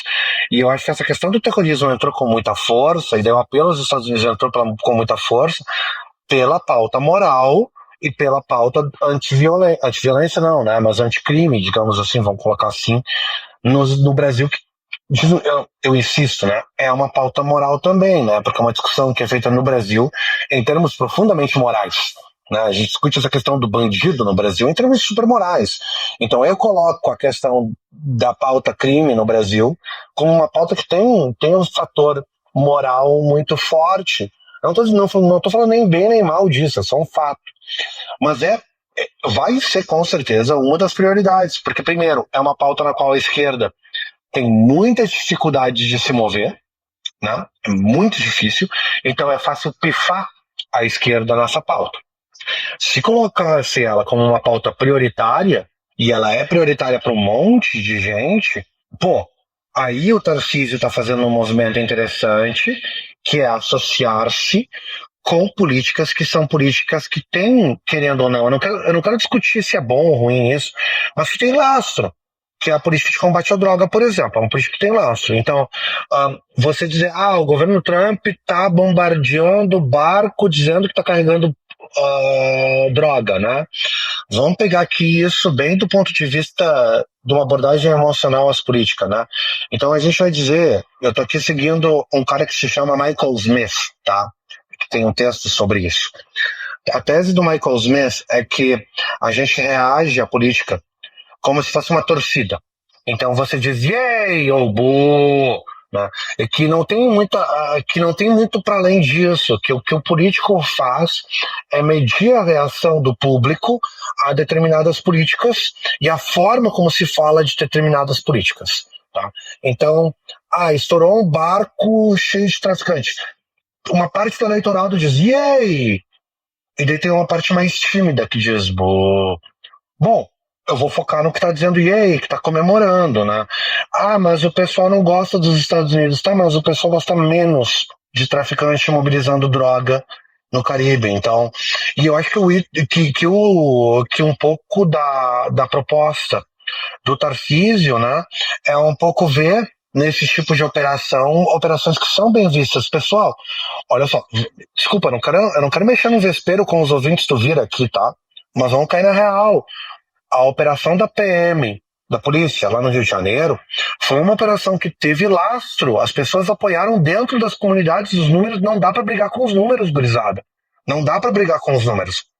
Teve gente que criticou e você pode apoiar as pessoas que estão criticando de dentro das comunidades, é claro que sim, tá? Mas, assim, primeiro, teve lastro. Foi criticado, inclusive, de dentro da direita, sim, mas teve lastro. Então, é um lastro que critica ao mesmo tempo que diz, mas morrer traficante não tá tão ruim assim, não. Né? Então, se o pessoal associa a presença do exército norte-americano com o traficante morrendo, a gente não pode achar que isso vai ter um lastro negativo para a campanha do Tarcísio, porque isso é se enganar. Então não dá pra se enganar, não dá pra achar que o mundo é feito de perfuminho, moranguinho, entende, e fadinhas dançando, por mais que seja legal tomar um ácido e ver isso acontecendo, tá ligado? Não é esse o ponto, não é isso que vai rolar. Então, eu acho que o Tarcísio também tá fazendo um movimento estratégico aqui, Dives, que ele tá vendo o que vai ter disponível para ele em termos de captura de eleitorado, né? E essa é uma das pautas que tem captura.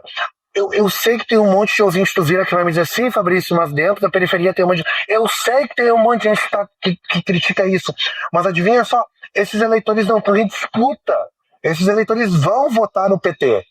Então o eleitor que tem uma postura crítica com essa operação, ele não está necessariamente em disputa.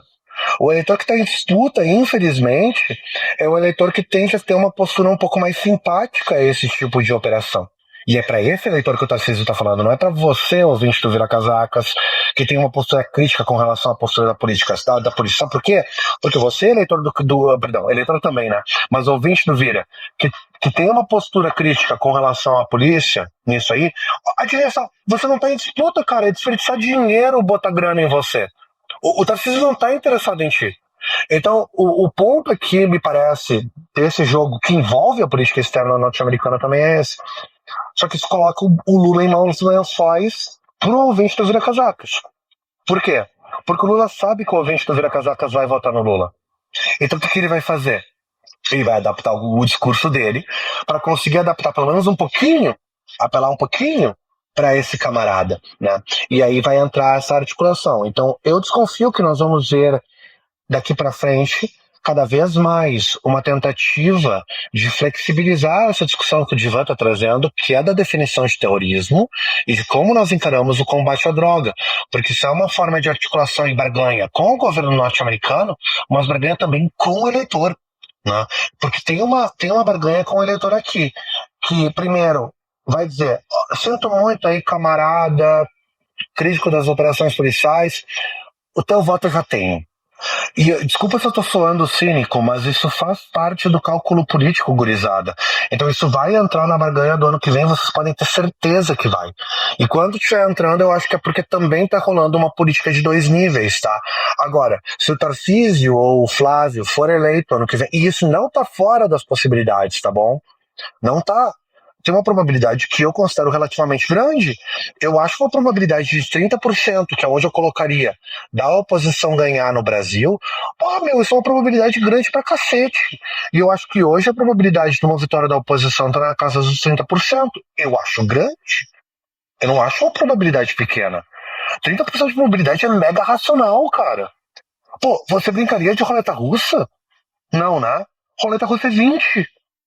Então, tipo, 30 é uma probabilidade bem grande. Então, eu botei isso aqui na roda porque eu acho que a gente tem que racionalizar um pouco a atuação desses agentes, e eu acho que tem um jogo com a política externa aqui, inclusive para a gente compreender o que está rolando com a Magnitsky e como o Brasil está barganhando a própria posição nesse momento, mas também para o próximo governo, porque mesmo que o Lula ganhe, tá, o Lula vai ganhar numa posição hiper precária. O Lula vai ganhar numa posição muito mais próxima do que a Dilma estava, né, em 2014, do que o Lula estava em 2022. Então, isso também é algo que a cúpula do governo não é burra. Ela sabe que ela vai ter que lidar com uma piroca enorme quando assumir o governo, se assumir, em 2026. Então, tudo isso tem que estar na jogada. E eu não gosto nem de pensar no que acontece se a oposição ganha.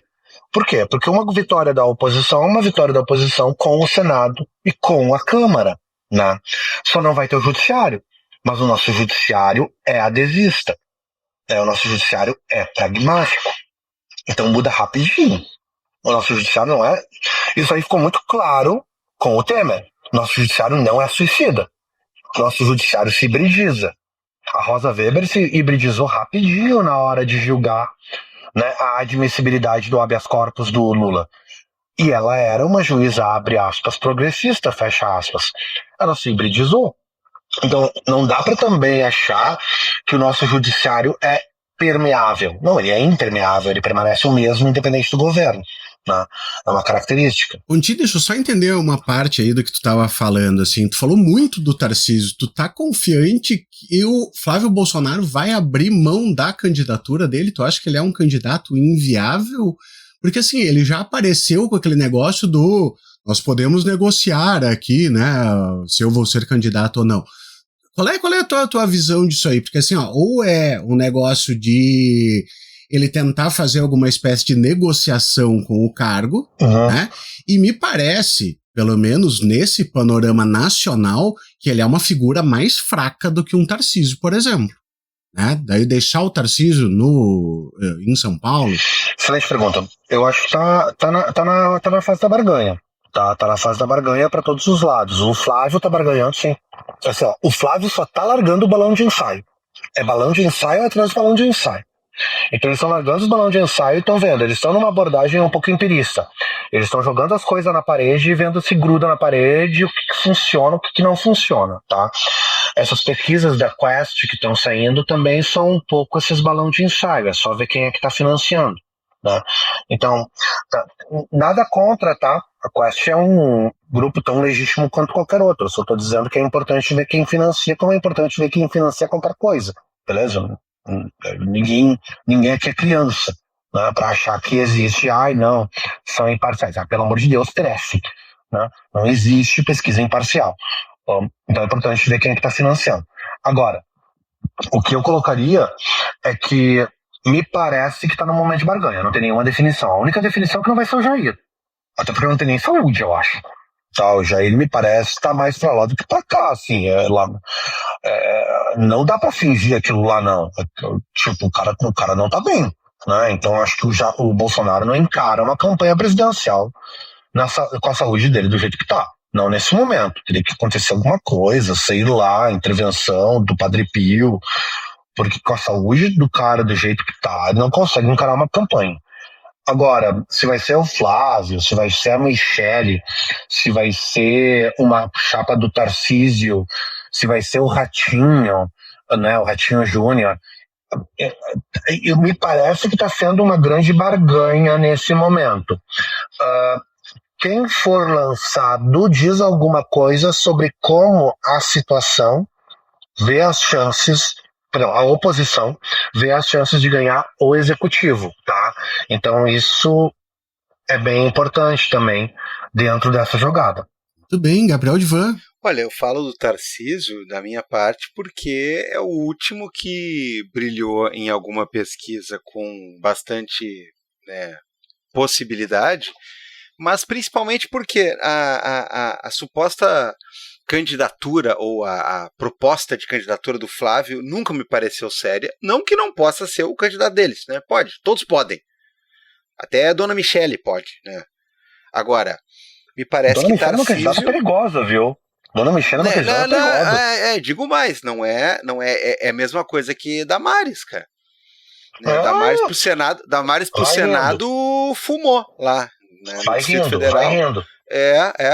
Então, assim, poderia ser qualquer um desses. Agora, me parece que o caminho natural, né, que não conseguiu ser feito à época pelos tucanos, é o cara ganhar 2 vezes em São Paulo e se cacifar, né? Só que o Tarcísio parece possivelmente ter um cacife que o atual companheiro Geraldo não teve nunca na vida, né? O José Serra não teve e muitos outros não tiveram. Eu acho que o candidato possivelmente mais sério do lado de lá é o Tarcísio. Hoje.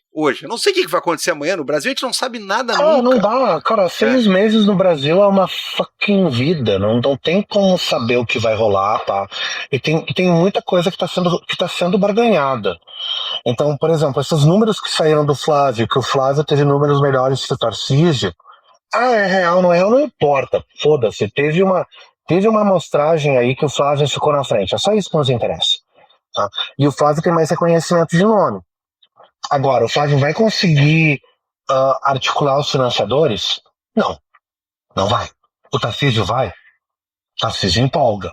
Qual é a dificuldade do Tarcísio? O Flávio tentou emplacar o negócio do ele ser o Bolsonaro moderado, né? Ele tá tentando fazer ele tá isso aí. tentando implicar isso, só que assim, tá, qual é o negócio do Tarcísio, na minha opinião, tá? É trazer São Paulo. Porque o Tarcísio indo pra nacional, se o Alckmin se lança para São Paulo, é capaz dele ganhar, né? E daí a questão é, será que eles querem trocar São Paulo por uma possível derrota no Executivo? Porque se o Tarcísio concorre em São Paulo, não precisa nem ter eleição, ele tá eleito. Foda-se, não tem nem que perder tempo.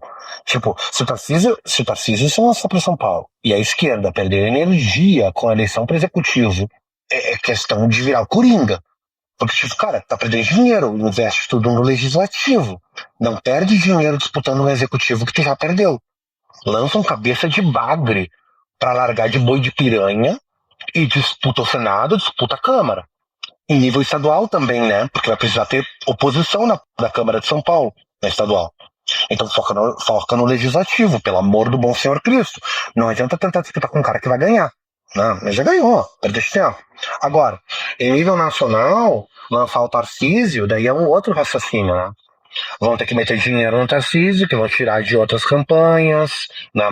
Será que vale a pena essa troca por uma campanha difícil, que ele é capaz de perder? Ou é melhor deixar o Flávio se queimar? Deixa o Flávio se queimar, que se foda. Daqui a pouco dá uma louca e ele ganha. Entende? Daqui a pouco o Flávio dá uma louca e alguma coisa acontece no mapa eleitoral brasileiro e ele ganha porque, sei lá, Deus quis.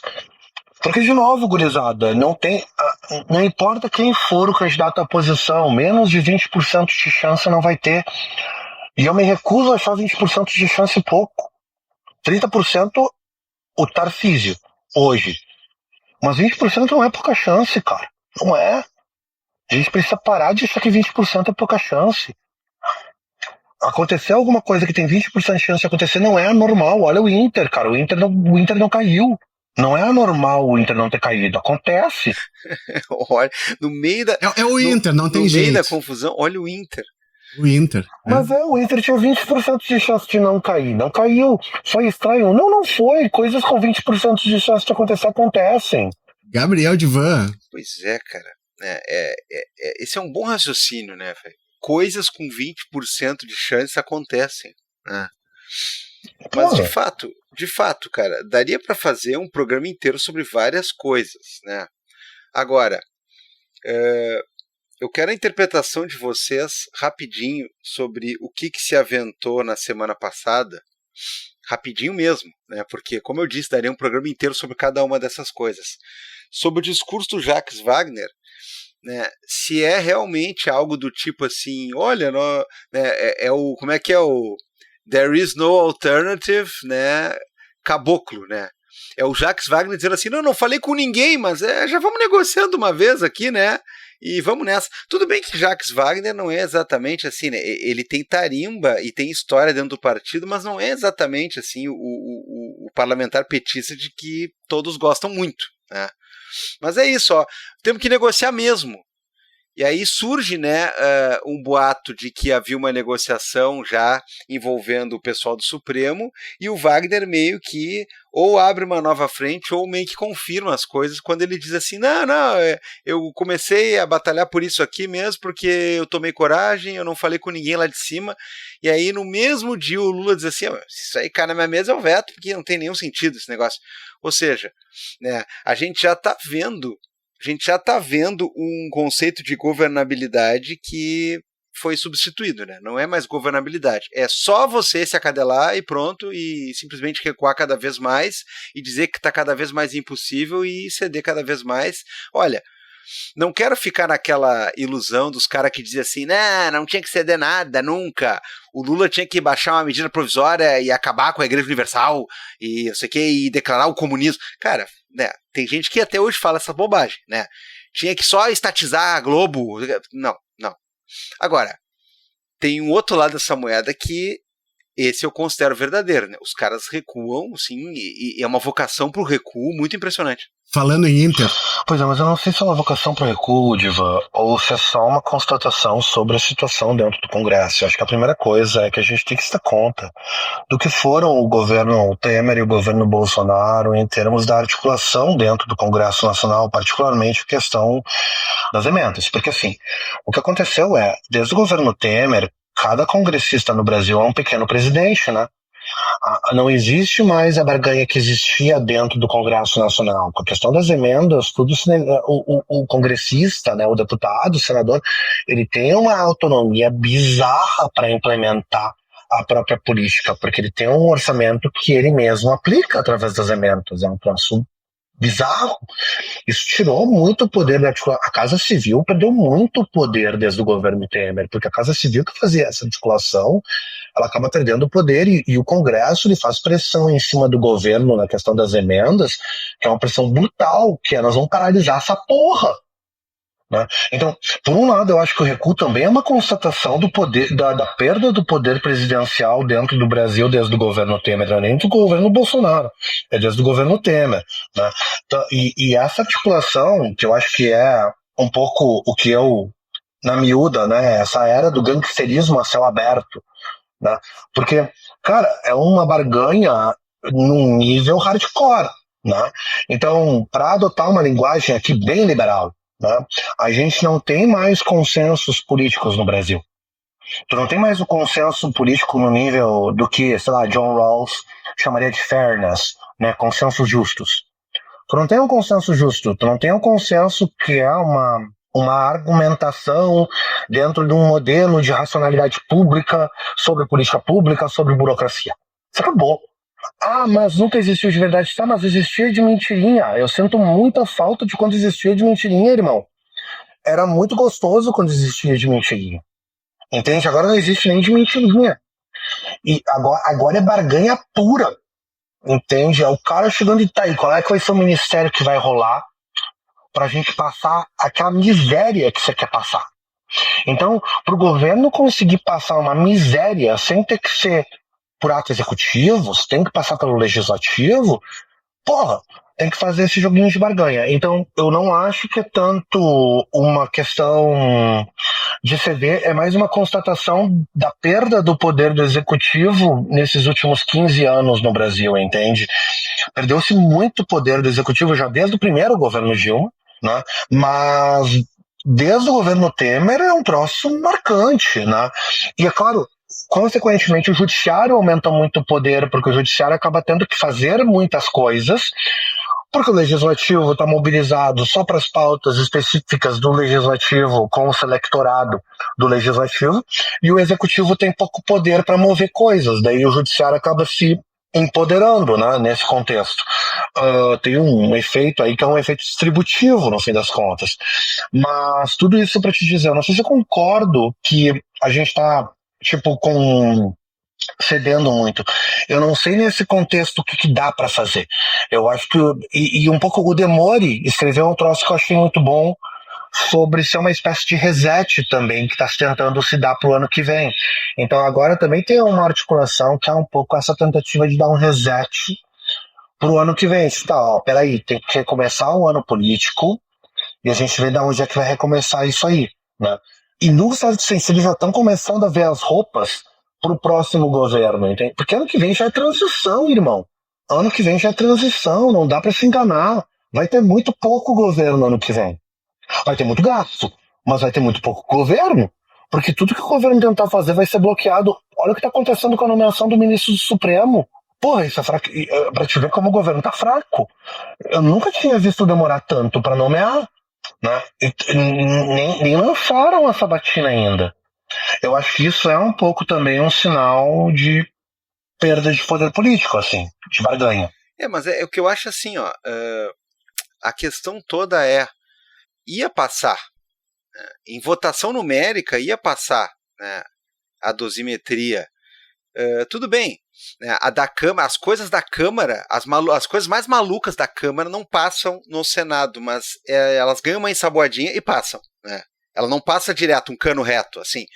Mas ia passar de qualquer jeito. E há acordos de qualquer jeito. O que eu achei estranho foi o movimento do Wagner chegar por primeiro, né? Já chegar na mesa colocando assim, fizemos um acordão aí porque tem que lidar com algumas coisas e eu não perguntei pro Lula nada. É uma coisa muito esquisita, né? Sob vários aspectos. Mas, enfim, né? É isso. Essa questão de que a gente tinha outros fatores para jogar com governabilidade e agora a gente tem, né, uma coisa que eu não sei nem se dá para ter esse nome ainda, porque tá ficando um negócio muito mais poderoso e mais escabroso. Mas o que me chama a atenção foi a atitude dele, que há, sem dúvida nenhuma, necessidade de acordos e coisas parecidas, tudo bem, mas eu acho que foi uma entrega do jogo, assim, muito... Quando já estava perdido, inclusive, ele avisa... Não sei, cara, não me cheirou bem aquilo. Adiantando. Eu acho que a gente vai ter que ver o que vai acontecer, cara. O ano tá terminando, tem isso. Eu acho que tem muita barganha rolando por debaixo dos panos aí, entende? E muita preparação de terreno pro ano que vem, que vai ser um ano extremamente conflituado, complicado e rápido. Imagina, a gente tem eleição, a gente tem Copa, tá com um cara que vai ter conflito militar na América do Sul aberto. Porra, não, cara, ano que vem tá com um cara que vai ser assim, ó, supimpa. Que bela mensagem. Eu sempre termino com mensagens otimistas no Vira Casacas. É a minha especialidade. Então aqui, ó, a gente tá quase na véspera de Natal, assim, então, né, paz, saúde, tudo de bom pra vocês, etc, né? Gabriel Divan, dicas culturais, por favor, começa aí. Vamos para as nossas dicas culturais, então. Vamos para as dicas culturais para dar um alívio aí, né, na cabeça da rapaziada. Nas dicas culturais do Vira Casacas vale tudo, vale você dar dica de filme, livro, disco, artigo científico, peça de teatro, melhor cachorro quente, né, qualquer coisa que lhe interesse e que talvez sirva para alguém usar de alguma maneira. Pode ter a ver com o tema do episódio ou não. Felipe Abal, do que só se fala em outra coisa. Então, né, cara, daquelas coisas que só vivem na cabeça do cara, assim, né. Mas assim, eu vou dar uma dica dupla, na verdade, por causa que eu estava ouvindo um podcast que me mandou para outro que eu não conhecia e ele está num hiato bastante longo. Ele é um podcast a respeito de história de Hollywood, assim, sabe? Bastidores, o que aconteceu naquela época. E tem umas análises de cultura, assim, que eu acho muito interessantes. O nome do podcast é You Must Remember This. Que grande frase. Porra, né? E daí, então, ele é sobre essa memória exatamente de Hollywood, né? E ele tem algumas séries, assim, e eu fui ouvir uma delas que é Sex in the 90s, né? Então ele vai falar sobre filmes sensuais e sobre o impacto que eles tiveram, sobre os atores, sobre a produção, os diretores e também, né, como é que foi recepcionado pela crítica, pelo público, etc e tal. E um dos episódios desse aí foi sobre o filme Crash, Fabrício Pontin. Ah, E o filme Crash, ele é muito interessante porque é aquele negócio assim que ele tem... ele é pesado, ele tem aquela questão fetichista muito bizarra e tudo isso. Então eu tava ouvindo ele e digo, cara, faz muito tempo, e eu acho que assim, ó, tudo que tu fez antes dos 20 anos não vale de nada, né? Tu tem que rever tudo, tu tem que ler tudo de novo. Então eu fui rever o filme Crash e eu fui reler o livro Crash, cara. E eu não me lembrava que o livro, ele era tão bem escrito, apesar de todas as bizarrices, assim, ó. O que choca nele é porque o que ele tá mostrando é muito chocante, mas o jeito que ele é contado, ele é muito bonito. cara, é meu livro favorito de todos os tempos, meu. Crash é meu livro favorito de todos os tempos. Eu amo aquele livro. Amo. Crash do Ballard é meu livro favorito. É meu número 1. A capacidade do Ballard de colocar adjetivos em sequência e ir mudando... É um negócio que... Fenomenal. A cena final do livro é de se jogar no chão. O cara é um filho da puta, velho. Aquele livro é sensacional. É assim, é exatamente isso que te dá ódio lendo, que tu diz assim, ó, como é que tu consegue fazer isso aqui, cara? Vai tomar no cu, sabe? Vai se fuder fazer um negócio disso aqui. É que nem aquele conto dele, aquela mini história dele, que até tá um pouquinho, tem pedaços dentro do livro, que é Eu Quero Foder a Ronald Reagan, né? É fenomenal. Então assim, ó, minhas duas dicas são: You Must Remember This, se tu gosta dessa questão de filmes como eu gosto, assim, vale a pena, tá? Esse episódio sobre Crash é muito legal, mas é bom de pegar todos os anos 90, porque ela vai colocando aquele negócio de como os anos 90 não eram caretas e foram ficando cada vez mais caretas, até a gente chegar agora em 2000 e pouco e ter a galera, né, oi, mas essa cena de sexo é necessária? Toma, né, o Cronenberg te diria, toma essas 3 em sequência, então, malandrão, né? Pega 3 cenas de gente fodendo em carro batido, tal, né, em sequência. Então é muito legal. Agora eu voltei pra ouvir a parte do Sex in the 80s, né, porque eu pulei direto pro 90s, porque é, né, a minha década.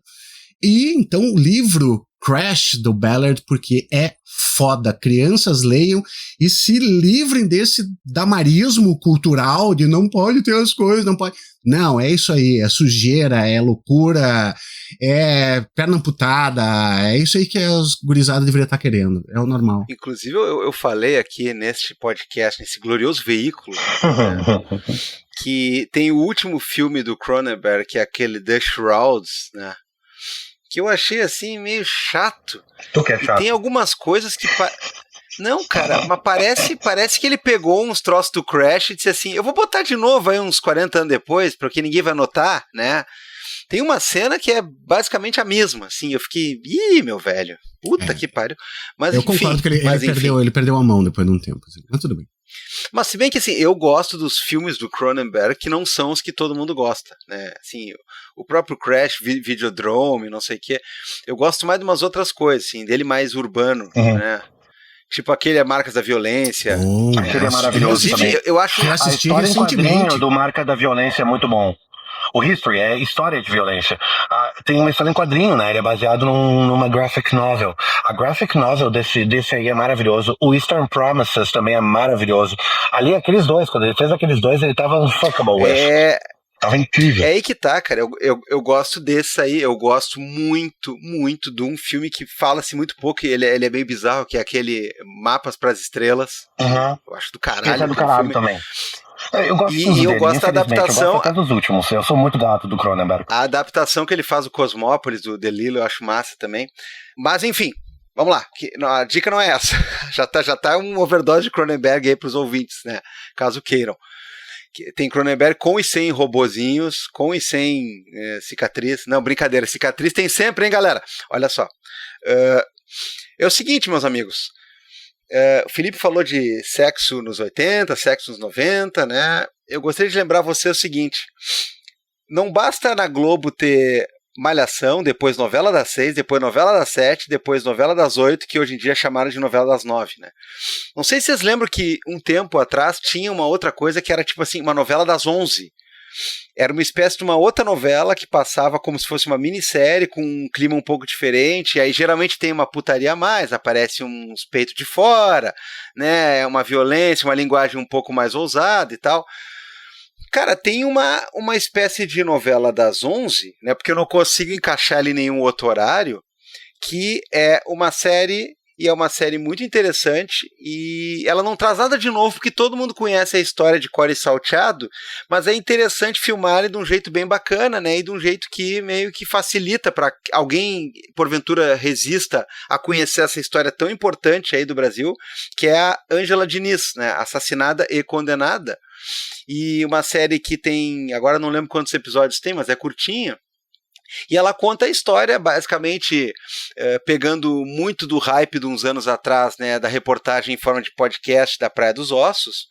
E é uma história que, como eu disse, todo mundo conhece, mas para quem eventualmente não saiba, né, a questão da socialite Ângela Diniz, dos anos 70, né, uma pessoa que vivenciava a sua sexualidade, vivenciava a sua personalidade de uma maneira muito efusiva, acabou morta por um playboy ciumento, que à época era mais ou menos, né, o seu namorado fixo, e eu digo mais ou menos fixo, porque, enfim, tem várias questões ali, e é basicamente, né, é uma espécie de epicentro da lógica machista e principalmente da forma como o direito às vezes não serve para nada, mas ele serve para as coisas erradas de uma maneira bárbara, né? E o julgamento do Dock Street, do assassino da Ângela, que está envolto numa série de questões da sociedade da época, principalmente, né, na antigamente possível tese da legítima defesa da honra do homem, ele é levado a cabo, então, numa discussão muito interessante. Olha, mais resumido que isso, para quem não quer ler livro, para quem não quer conhecer nada, para quem não quer ouvir podcast, você quer, tem uma sériezinha aí, Marjorie este ano, né, para variar, detona absolutamente como Ângela Diniz, o elenco todo é bacana. Claro que a gente fica se perguntando, né, tá, mas esses caras faziam o que da vida? Eles só tomavam whisky em clube? É isso? Né? Outras questões aí, mas muito interessante a história, toda a hipocrisia da época é meio escancarado, né, mas cara, ao fim e ao cabo a hipocrisia era escancarada, e aqueles caras com cartazes, né, defendendo o assassino na beira do foro de Cabo Frio, porque geralmente os caras vão lá pedir justiça / morte, né, cortem a cabeça desse filho da puta. Não, as pessoas foram lá com cartaz defender o assassino, como quem diz assim, matou mesmo essa cretina aí. Cara, é um negócio bem interessante, um episódio muito lamentável, né, da história brasileira, mas que serviu de ponte para muita coisa. Essa é uma das dicas. A outra dica, né, eu já tinha falado isso no blog esses tempos, eu finalmente consegui, né, parar para ler, né, essa versão remodelada do Batman, que faz parte disso que a DC agora tem como universo absolute, né? Principalmente Superman, Batman e Mulher Maravilha são os carros-chefe, tá vindo muito mais coisa aí. É mais uma tentativa de pegar leitores entediados e dizer assim, olha, toma aqui um universo alternativo para você, com algumas coisas meio diferentes, só que não é exatamente assim, ó, vamos contar de novo alguma coisa com algumas outras nuances e vamos fazer com que o vilão seja outro. Não. É uma modificação bastante drástica, né, em toda a história dos heróis. A promessa é realmente trazer algo ousado e novo. E nesse caso tem uma coisa que virou a ironia imediata de todo mundo que leu e que discutiu a questão, né? Nesse universo, o Batman não teve os pais mortos, o pai dele foi morto, a mãe dele segue viva, e a mãe dele é basicamente servidora pública e ativista política democrata. Aí o Batman é pobre. Fora isso, e fora o fato de que todos os vilões tradicionais, na verdade, são uma galerinha que são os amigos de infância dele, né? Eu acho que já é diversão demais e mudança demais. Os desenhos são incríveis, eu achei bem legal. Deu vontade, assim, de, olha, não sei se eu troco o meu Batminha milionário problemático, né? Ou melhor, bilionário problemático. Agora, que deu uma coisa do tipo assim, opa, tô lendo um quadrinho aqui de herói diferente, uma coisa que abriu a janela e entrou um ventinho novo, né? Bem bacana. O pessoal tá dizendo que o do Superman, eu não sou fã do Superman, né? Mas o pessoal diz que o Superman dessa leva aí é muito massa também e me deu até vontade de pegar tudo, né? Então, Batman absoluto. Tá vendo em banca normal? Tá vendo normal, Divan? Cara, assim, ó, como eu sou nervoso com essas coisas, eu fui pra loja do Careca, que vai ter link, inclusive, aqui no viracasacas.com, pra vocês, caso queiram também. Eu fui lá e comprei todo o primeiro arco importado, já encadenado, bonitinho. Ah, legal, eu vou procurar Tem isso. fascículos por aí, mas assim, ó, foi sucesso absoluto de vendas em todo lugar do mundo, lá e aqui, né? E aí fica uma coisa, eu até tava perguntando esses dias, pô, cara, quem tem aí, onde é que achou e tudo mais e tal, mas eu desisti dos fascículos, ciclos e meti o encadenadão do primeiro arco, assim, tal. Acho que vale a pena. Muito bom, muito bom. 2 dicas bem rápidas. Eu tô ainda em hiperfoco e aqui eu sempre recomendo música, né? Mas para surpresa de muita gente, eu gostaria, para quem ainda não ouviu, recomendar fortemente o disco novo da Rosalía, o Lux. Cara, me descaralhou. Eu acho que ela canta em uns 12 idiomas diferentes no disco. Passeia por uns 15 estilos de música. Eu acho que foi, assim, em termos de música pop, é uma das grandes vitórias esse ano. Eu da minha parte, eu defendi o disco novo da Taylor Swift. Eu não achei ele ruim. Muita gente achou, eu não achei. Eu achei um bom disco pop. Mas esse disco da Rosalía me descaralhou. Assim, fazia muito tempo que um disco de música pop não me pegava no contrapelo. Não tava esperando. Achei uma baduada do lado do ouvido.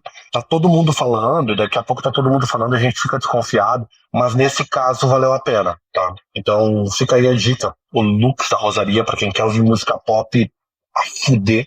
Achei um disco realmente muito bem realizado.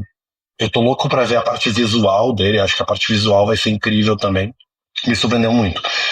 E já que estamos falando de nerdices, né, eu inclusive a Balito, sei que o convite, eu já convidei o Divan várias vezes, mas ele é poser. Eu tô com uma mesa para jogar V5, que é o sistema da World of Darkness que voltou, né, pra resgatar todo o sistema de vampiro. A reedição em português vem de 2023 já, mas eles estão completando agora, tá com muita coisa nova. O pessoal da editora que tá fazendo a curadoria do material, tá fazendo um trabalho espetacular. Diria que as edições brasileiras são melhores que as norte-americanas. Eles conseguiram dar um pouco de maquiada em muitas das coisas #problemáticas para quem jogava no final da década de 80, início da década de 90, e tamo junto, gurizada, aí, indo pra Previdência Pública, né, pensando no INSS, pensando na aposentadoria, todo mundo junto, de mãozinha dada, os fãs de Front 242, o pessoal que ia no fim de século, tamo junto, pessoal, grande saúde para todo mundo aí. Eu queria também dizer para esse pessoal que tudo que tinha de problemático, né, o pessoal deu uma revisada, tá muito legal, eu acho que eles fizeram um trabalho incrível. E para mim, assim, eu tenho voltado pro RPG de mesa com muito prazer, e eu achei esse sistema incrível. Para quem curte, assim, essa jogada de horror pessoal, todo esse lance, eu adorei. A edição tá muito bonita, sabe? Tá muito bacana. Então, assim, fica aí a dica para quem gosta de RPG, os 5 ouvintes do Vira que devem gostar, né? Ó, pessoal, o V5 tá valendo a pena. Pega o preconceito que você ficou da sua época, né, com World of Darkness, e assim, pessoal, tá muito legal mesmo, tá valendo a pena dar uma olhada nos livros, vocês acham eles de graça, eles estão sendo disponibilizados for free, então, muito, muito, muito, muito, muito bom para todos, para quem curte aí, dar uma olhada. Então, essas seriam as minhas 2 dicas, pessoal. Maravilha, maravilha. Cara, eu gostei muito do Motomami, e esse aí, novo da Rosalía, veio bem diferente, né? 100% bem diferente. 100% diferente. Mas assim, ele tá muito mais parecido com o primeiro, né? Ele meio que faz um casamento entre os dois. E ele tem uma estética bem... Na real, ele tem uma estética muito... Tu gostou porque ela é católica agora, né? Total, eu gostei porque ela é católica. É óbvio que eu gostei do católico core. Óbvio, eu sou um bom menino católico. Com hora marcada. Mas assim, de verdade, eu achei o álbum sensacional. O lado B não é tão bom quanto o lado A, mas eu gostei muito do disco, cara. O disco realmente me pegou de surpresa. Para disco de música pop no ano do Nosso Senhor de 2025, achei um disco corajoso. Achei mesmo, achei um disco diferente. Viu só, cara, a gente termina a Vira Casacas em tons bacanas, em tons supimpa, em alegria. Não é só assim, ano que vem, nesse exato momento aqui, nós vamos estar desesperados, correndo, né, tentando tirar a calça pelo pescoço e coisa parecida, né, com os resultados de eleições e todas as coisas que vão ter acontecido. Não, deixa cada coisa a seu tempo, né, ou seja, dicas para você aproveitar, e final de ano, Natal, amigo secreto, inconveniente, né, presente da firma que não pode ser muito exagerado, mas não pode ser muito barato também, que é para o cara não passar vergonha nem por excesso, nem por falta. Né? Tá aí as dicas do Vira Casacas. Ó, tem livro de RPG grátis, tem disco para baixar, né? Tem livrinho de hominho para comprar, tem filminho pra ver, tem podcast. Tá tudo bem, Felipe Abal. Eu acho que a gente tem mais é que ir lá dar uns vivas pra galera. E eu queria também indicar o Crash do Ballard, tá? Você aí que não leu o Crash do Ballard, leia Crash do Ballard, vai mudar a tua vida. Vai mudar a tua vida. É o livro mais fantástico já escrito na história da humanidade, leiam. É depois da Bíblia. É real, é meu livro favorito real, Abal, eu tô falando sério. Não, que bom gosto, Fabrício Pontinho, como sempre. Obrigado, querido, por ter vindo, Pontinho. Desculpa, Abal. Vamos lá. Não, vamos lá dar os salves, tá? Depois a gente conversa, amor, em casa. Viva. Tchau. Life moves pretty fast. You don't stop and look around once in a while, you could miss it. Muito bem, Gabriel Divan. O Pontinho é sempre isso aí, né, cara? O Pontinho é sucesso, o Pontinho é aulas cria. Não, aulas cria, total. Agora, tem outra pessoa que não aparecia aqui faz um tempinho que está de volta, Felipe. Vem sempre deixar um recado maneiríssimo, um recado importante, recado de luta, recado que vale a pena a gente saber. É o nosso camarada Lui, que sempre traz as novidades dos nossos parceiríssimos do Sindipetro do Espírito Santo e que também, não sempre, mas às vezes, vão falar de coisas que interessam a toda a categoria dos petroleiros e, obviamente, né, interessam a todos nós, porque a gente não precisa explicar a função estratégica, a função fundamental que tem a Petrobras no Brasil e principalmente que tem a galera que faz da Petrobras ser o que ela é. Felipe, eu me arrisco a dizer que não é um acionista lá da Tailândia, lá que está lidando com cripto, né? E não é outro engravatado, não é, né? É outra galera, né? Então vamos fazer o seguinte, vamos dar play nesse recadinho aí que o Lui tem para nós e depois a gente conversa. Olá, Felipe Abal, Gabriel Divan, um grande abraço para vocês, toda a audiência do Vira Casacas. É um prazer enorme poder falar novamente com vocês e com esse público. Para quem não me conhece, eu sou Valnísio Hoffmann, coordenador geral do Sindipetro Espírito Santo, Sindicato dos Petroleiros, né, aqui do estado. E eu estou aqui para ajudar a explicar por que os petroleiros e petroleiras do sistema Petrobras estão em greve nacional. Eu já quero começar dizendo algo assim, muito importante. Não existe contradição nenhuma em os petroleiros fazerem a greve com o Lula na presidência. É um ponto importante, já fui questionado sobre isso. Porque greve não é contra o governo. A greve é um instrumento legítimo da defesa dos trabalhadores frente às decisões arbitrárias, intransigentes da empresa. A Petrobras, no caso específico, ela continua sendo uma empresa com gestão própria, né? E quando essa gestão ataca direitos, a resposta não tem outra a não ser organização e luta dos trabalhadores. E o que está em jogo nessa greve não é só salário, é saúde, condições de trabalho, direitos históricos e respeito, principalmente à organização sindical. A Petrobras, ela quer, por exemplo, jogar nas costas dos trabalhadores os custos administrativos do plano de saúde. Depois de terceirizar, né, a gestão desse plano, nós não temos controle nenhum sobre a auditoria, sobre gastos, salários dos dirigentes desse plano. Quer também o reajuste, né, do nosso plano de saúde usando um índice que é utilizado por hospitais que chega a 20%, é o mais caro do mercado. Então imaginem vocês, isso significa um aumento brutal para trabalhadores e aposentados. Além disso, quer retirar a cláusula que garante pagamento justo das folgas suprimidas. Ainda quer, olha o absurdo, a Petrobras quer determinar quanto tempo de assembleia o sindicato pode fazer com seus trabalhadores. Além disso, ela quer impedir que o sindicato entre com ações judiciais sem antes tentar negociar com ela esses pontos que a gente sabe que acaba virando teatro, ela empurra 1 ano, 2 anos e fica sem resolver. Tem ainda outras retiradas de direitos em setores específicos, como o setor médico. E para fechar, a proposta econômica é inaceitável. Enquanto a Petrobras distribui bilhões em dividendos, oferece 0,5% de aumento real aos trabalhadores. E os aposentados continuam pagando a conta do equacionamento com descontos que chegam a 40% do contra-cheque. Então essa greve é, acima de tudo, uma luta por coerência, justiça, respeito. Defender a Petrobras pública também é defender quem constrói essa empresa todos os dias. Um grande abraço para vocês e seguimos na luta. Dado o recado aí, e ainda tem gente que tem a coragem de tentar anular organização de categoria, como se, por exemplo, no governo Lula não pudesse ter, né, protesto e não pudesse ter, pelo amor de Deus, né, gente? Tem umas esquerdas aí que Deus me livre, hein, meu? Parece que joga na outra ponta, né? Mas vamos lá.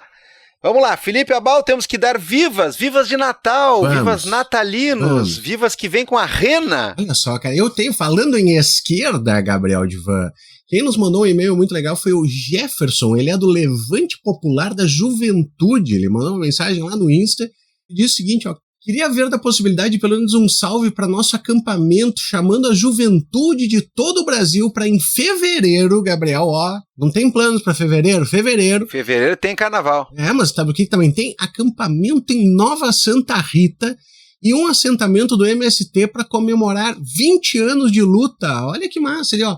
Galera que tá por aí, é do Rio Grande do Sul, quiser participar ali, procura a galera do Levante Popular da Juventude, Gabriel. Olha aí, cara, então já tem aí programação, como diria Jorge Ben, tem carnaval, mas tem muitas outras coisas também, então fica dado um abraço pra galera do Levante aí, e vamos firme aí, sem esmorecer. Perfeito, Gabriel Divan, o que tu tem aí de salve? Bom, eu tenho 2 salves aqui que não são bem solicitados, mas a gente manda também, né?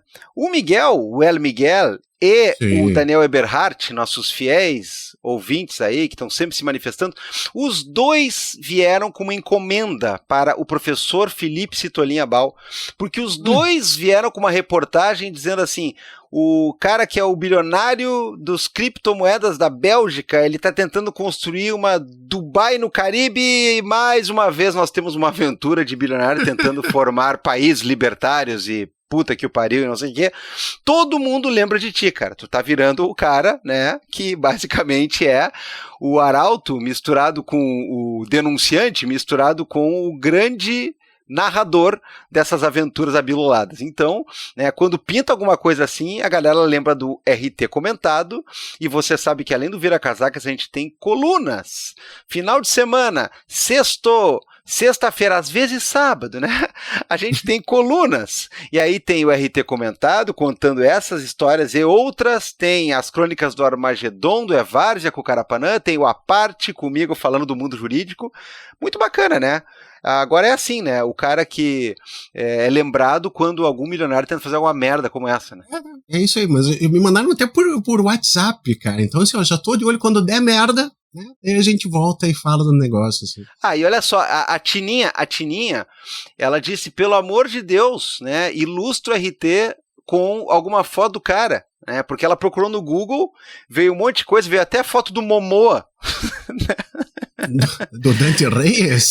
Veio foto do Momoa, cara. E que tal? Será que o Momoa será um bom lobo no próximo filme? Cara, eu gosto muito do Lobo, eu tô com medo. O Lobo é muito legal. Eu tenho muito medo quando fazem isso aí de um personagem que eu gosto. Sabe? Mas ele tem uma pinta de lobo, né? Porque tentaram transformar o Aquaman num lobo uma vez, né? E aí decidiram que iam fazer o lobo de verdade. Bom, a Tininha disse, ó, tentou achar uma foto do Coenteiro, né? E virou uma busca frenética. E tenta mandar uma foto pra nós aí, né? Eu vou ver se encontro alguma coisa aí, mando pra te botar no Blue Sky, então. Mais alguma coisa, Divan? Da minha parte não, fora o salve geral aquele, o salve do bem, não é o salve geral aquele outro. Mandar um salve geral, Feliz Natal, pessoal. Semana que vem tem o clássico, dicas de final de ano, né? Dicas para suas férias, dicas pro final do mundo. Exatamente. É isso que vai ter, então você já sabe. O Trio de Ouro, semana que vem, estará reunido e a gente estará dando dicas, episódio mais do que relax. Então, por hora, Feliz Natal, né? Aproveite bem, lembra que não é só presentes, lembra que essa data que você começa a celebrar amanhã e que você originalmente deveria celebrar no dia seguinte, ela tem a ver, Felipe, com amor, com compaixão, ela tem a ver com olhar nos olhos do próximo e lhe dedicar palavras de afeto e palavras de esperança, como nos ensinou o cabeludo que nasceu nesse dia, Humberto Gessinger. Muito obrigado. Então, né? Então tá. E é só um homem normal. É só um homem inocente. normal, né? Nós somos quem podemos ser, né? Homens inocentes. É mesmo. Só pra registrar que eu não gosto. Tchau, gente. What is normal, man? What do you mean, normal man? Just innocent, man.